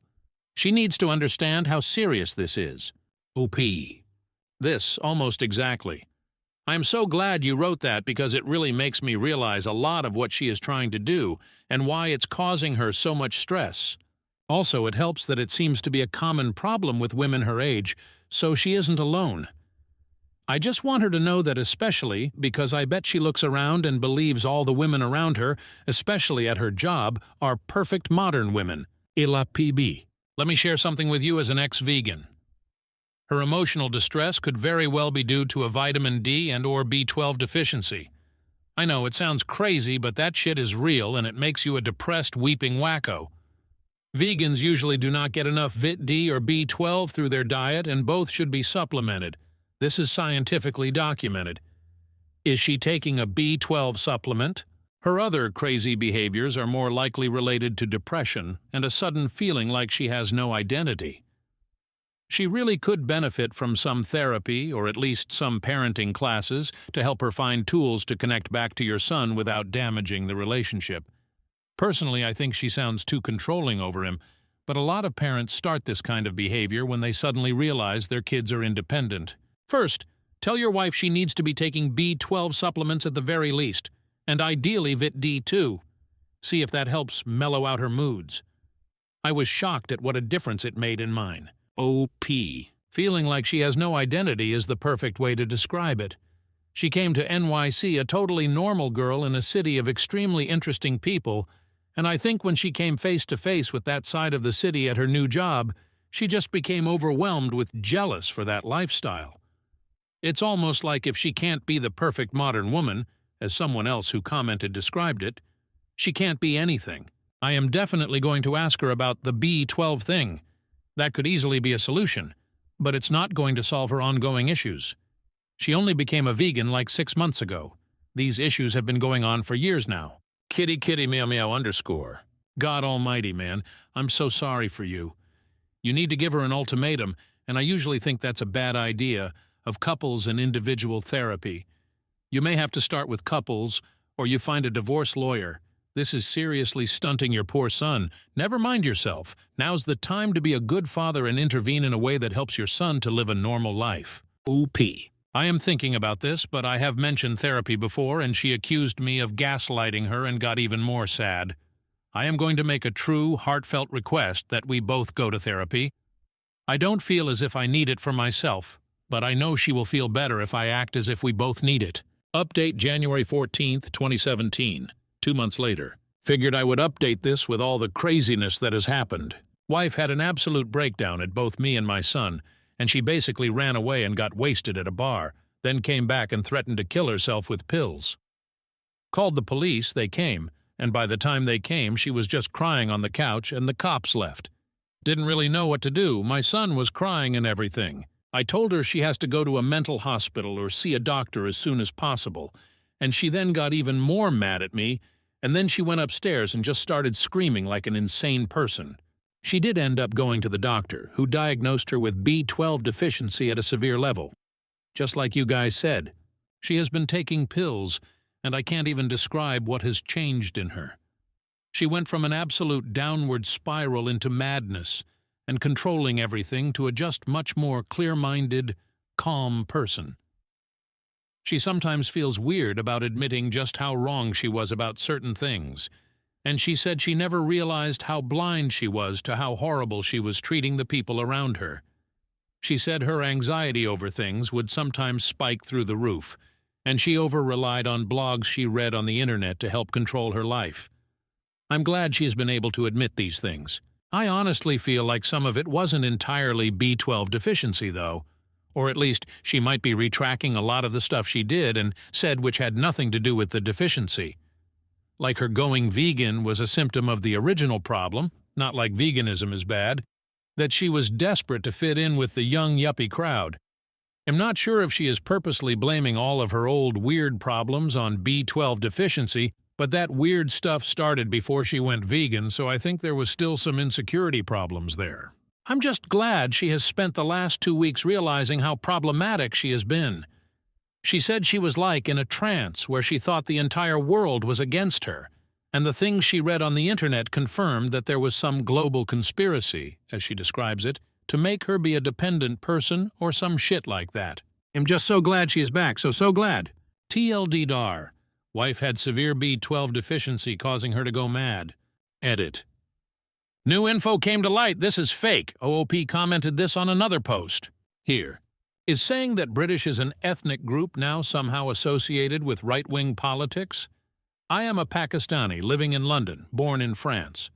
I might be born in Europe, but I am not European ethnically. That doesn't make me any less European culture-wise or in any other way.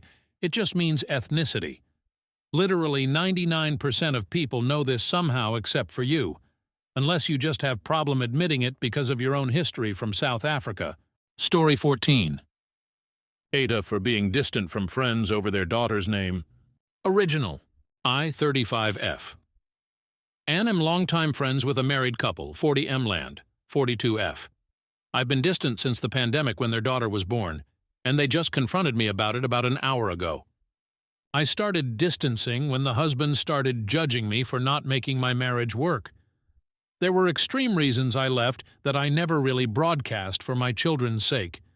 Some was very public, which I addressed, but the rest I've kept quiet.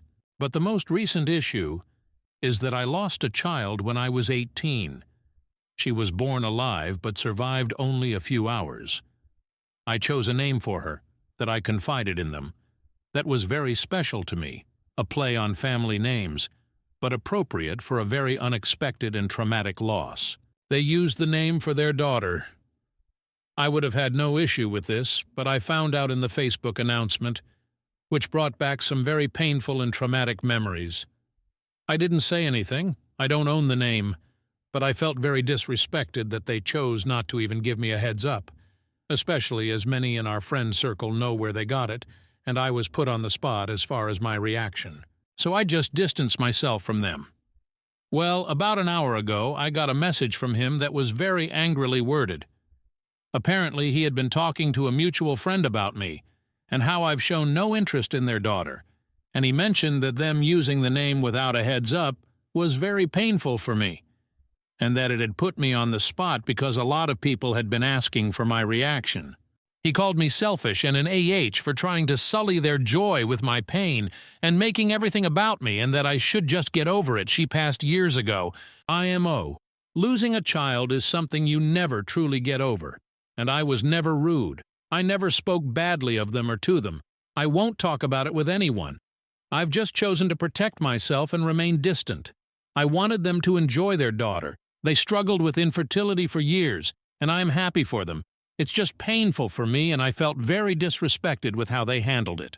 Aita, was I wrong to create distance in a 20-year friendship over this, or was my reaction reasonable? Info. They used both the first and middle name down to the spelling. The only difference is the last name. The name was a made-up mix of my mom and grandpa's names, and the middle name was my nickname from them as a child. My mom passed when I was a child, and my grandpa, who raised me after mom passed 3 months before my daughter did. Comment. Should just get over it, she passed years ago. This person is not your friend. Time to distance yourself permanently. NTA. OP. I haven't responded to his email. I'm waiting until I'm calmer, but I can't say I plan to be kind. There will definitely be a clear boundary that they are never to contact me again. I wish them well, but they definitely do not continue to have any place in my life. My heart goes out to you for what you've been through. Your reaction and feelings are very reasonable. Definitely do not be kind to that person, or allow them close to you anymore.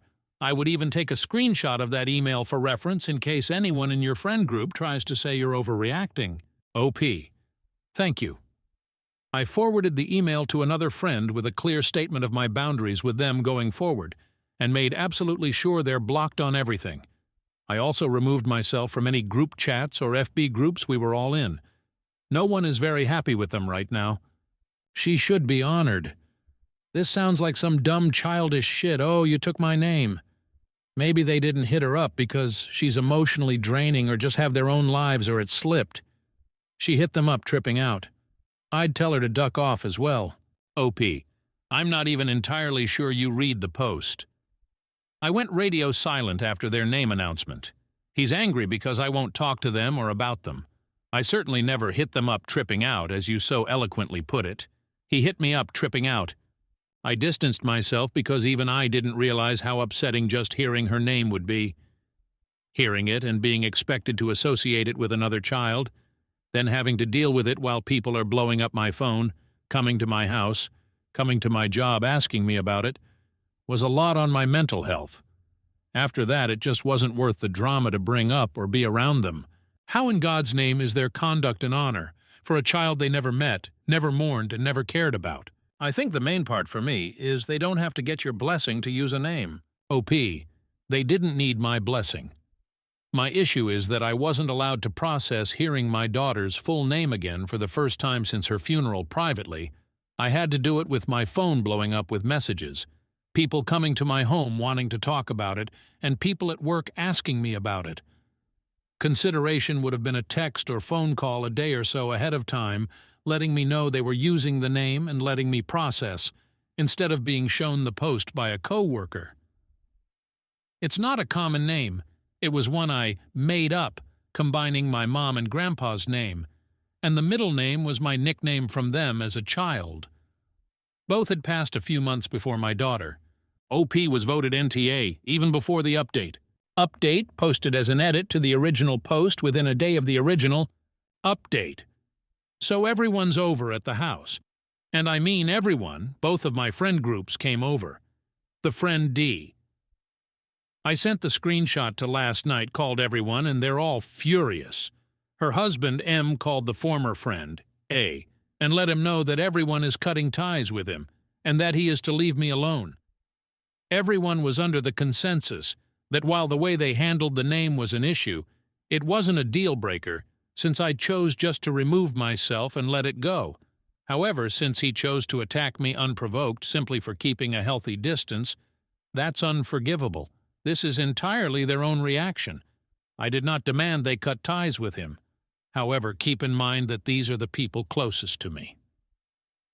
So when I called D last night, I was simply reaching out for support and to calm down because my knee-jerk reaction was to say, if you want to go low, I'll go lower, which is very out of character for me. I made it very clear that I was not continuing any contact with A and his wife, but I was not going to dictate their friendships and love them whether they stay friends with them or not. Story 15. Overheard my girlfriend say she would leave me for someone taller. Posted August 27th, 2019. My girlfriend and I have been dating for almost 3 years. Last night she had some friends over after she finished work. I work from home, so I only left my office to be formal and say hello and continued working. It was easy to hear the conversations they were having, even though my office is down the hall. I then heard my girlfriend mention that she would leave me for a taller man. Her friends made a comment on how I was a lot shorter than her ex-boyfriend. My GF responded, if only he was as tall as X, he'd be 10 times better. If I could find someone taller than him, I would. I guess I should mention my GF is barely 4'11" in shoes. I'm 5'9". The issue isn't the height, but the fact that she would leave me for something so trivial. I talked to her about it since, and said she didn't mean anything by it, just that she always dated taller men. She has since apologized multiple times. Is this a red flag of any kind of things to come, or is it just me overthinking? Update. I didn't feel the need to make an entire different post for the update, so here it is. I left early in the morning to make sure I wasn't making irrational choices. When I came back, she was immediately apologetic, but I didn't want any more apologies. I talked to her about how little respect she had for me that she felt the need to make jokes at my expense. She started crying and begging not to break up and feeding me the standard BS people say when they don't want to break up. To not bore you with the details, I broke it off. I lose nothing at this point. I should clarify something from my initial post. I get that people can joke around and it doesn't mean anything, but when I confronted her about, she denied it and got very defensive. That's the part that got to me. The fact that she tried to cover it up before apologizing. I read all the comments and thank you. Update. Overheard my girlfriend say she would leave me for someone taller. Posted September 8th, 2019. So I read all the comments on my last post, and even after breaking up with my girlfriend, I was doubting if I made the right decision. I wasn't going to update because I didn't see a reason to do it, but after the last couple days, I came to a final conclusion. I want to clarify that I broke up with my girlfriend because of how easy it was for her to disrespect me behind my back, not because of the actual height difference. After I broke up with her, she continued to apologize to me. She would send me letters and call me a lot. In one of the texts I actually responded to, she asked if we could meet up and talk. Without going into much detail, she wanted a second chance and overall sounded very remorseful. I was about to agree, but something she said made me realize I would be making a mistake if I did. She said, "I'll remember to respect from now on." That sentence made me realize that I made the right choice by breaking up. Since when do you have to be reminded to have the bare minimum of respect for your partner? Either way, I'm glad I didn't give her a second chance. I don't know if any of you care at this point, but there's the update. On a side note, the other day I was hanging out with one of my female friends who happens to be taller, and I guess she saw us and started texting me that she doesn't need me. Started saying that my friend was a pig and that I moved on to fast. Blocked her and had a laugh. I know for a F act I made the right choice.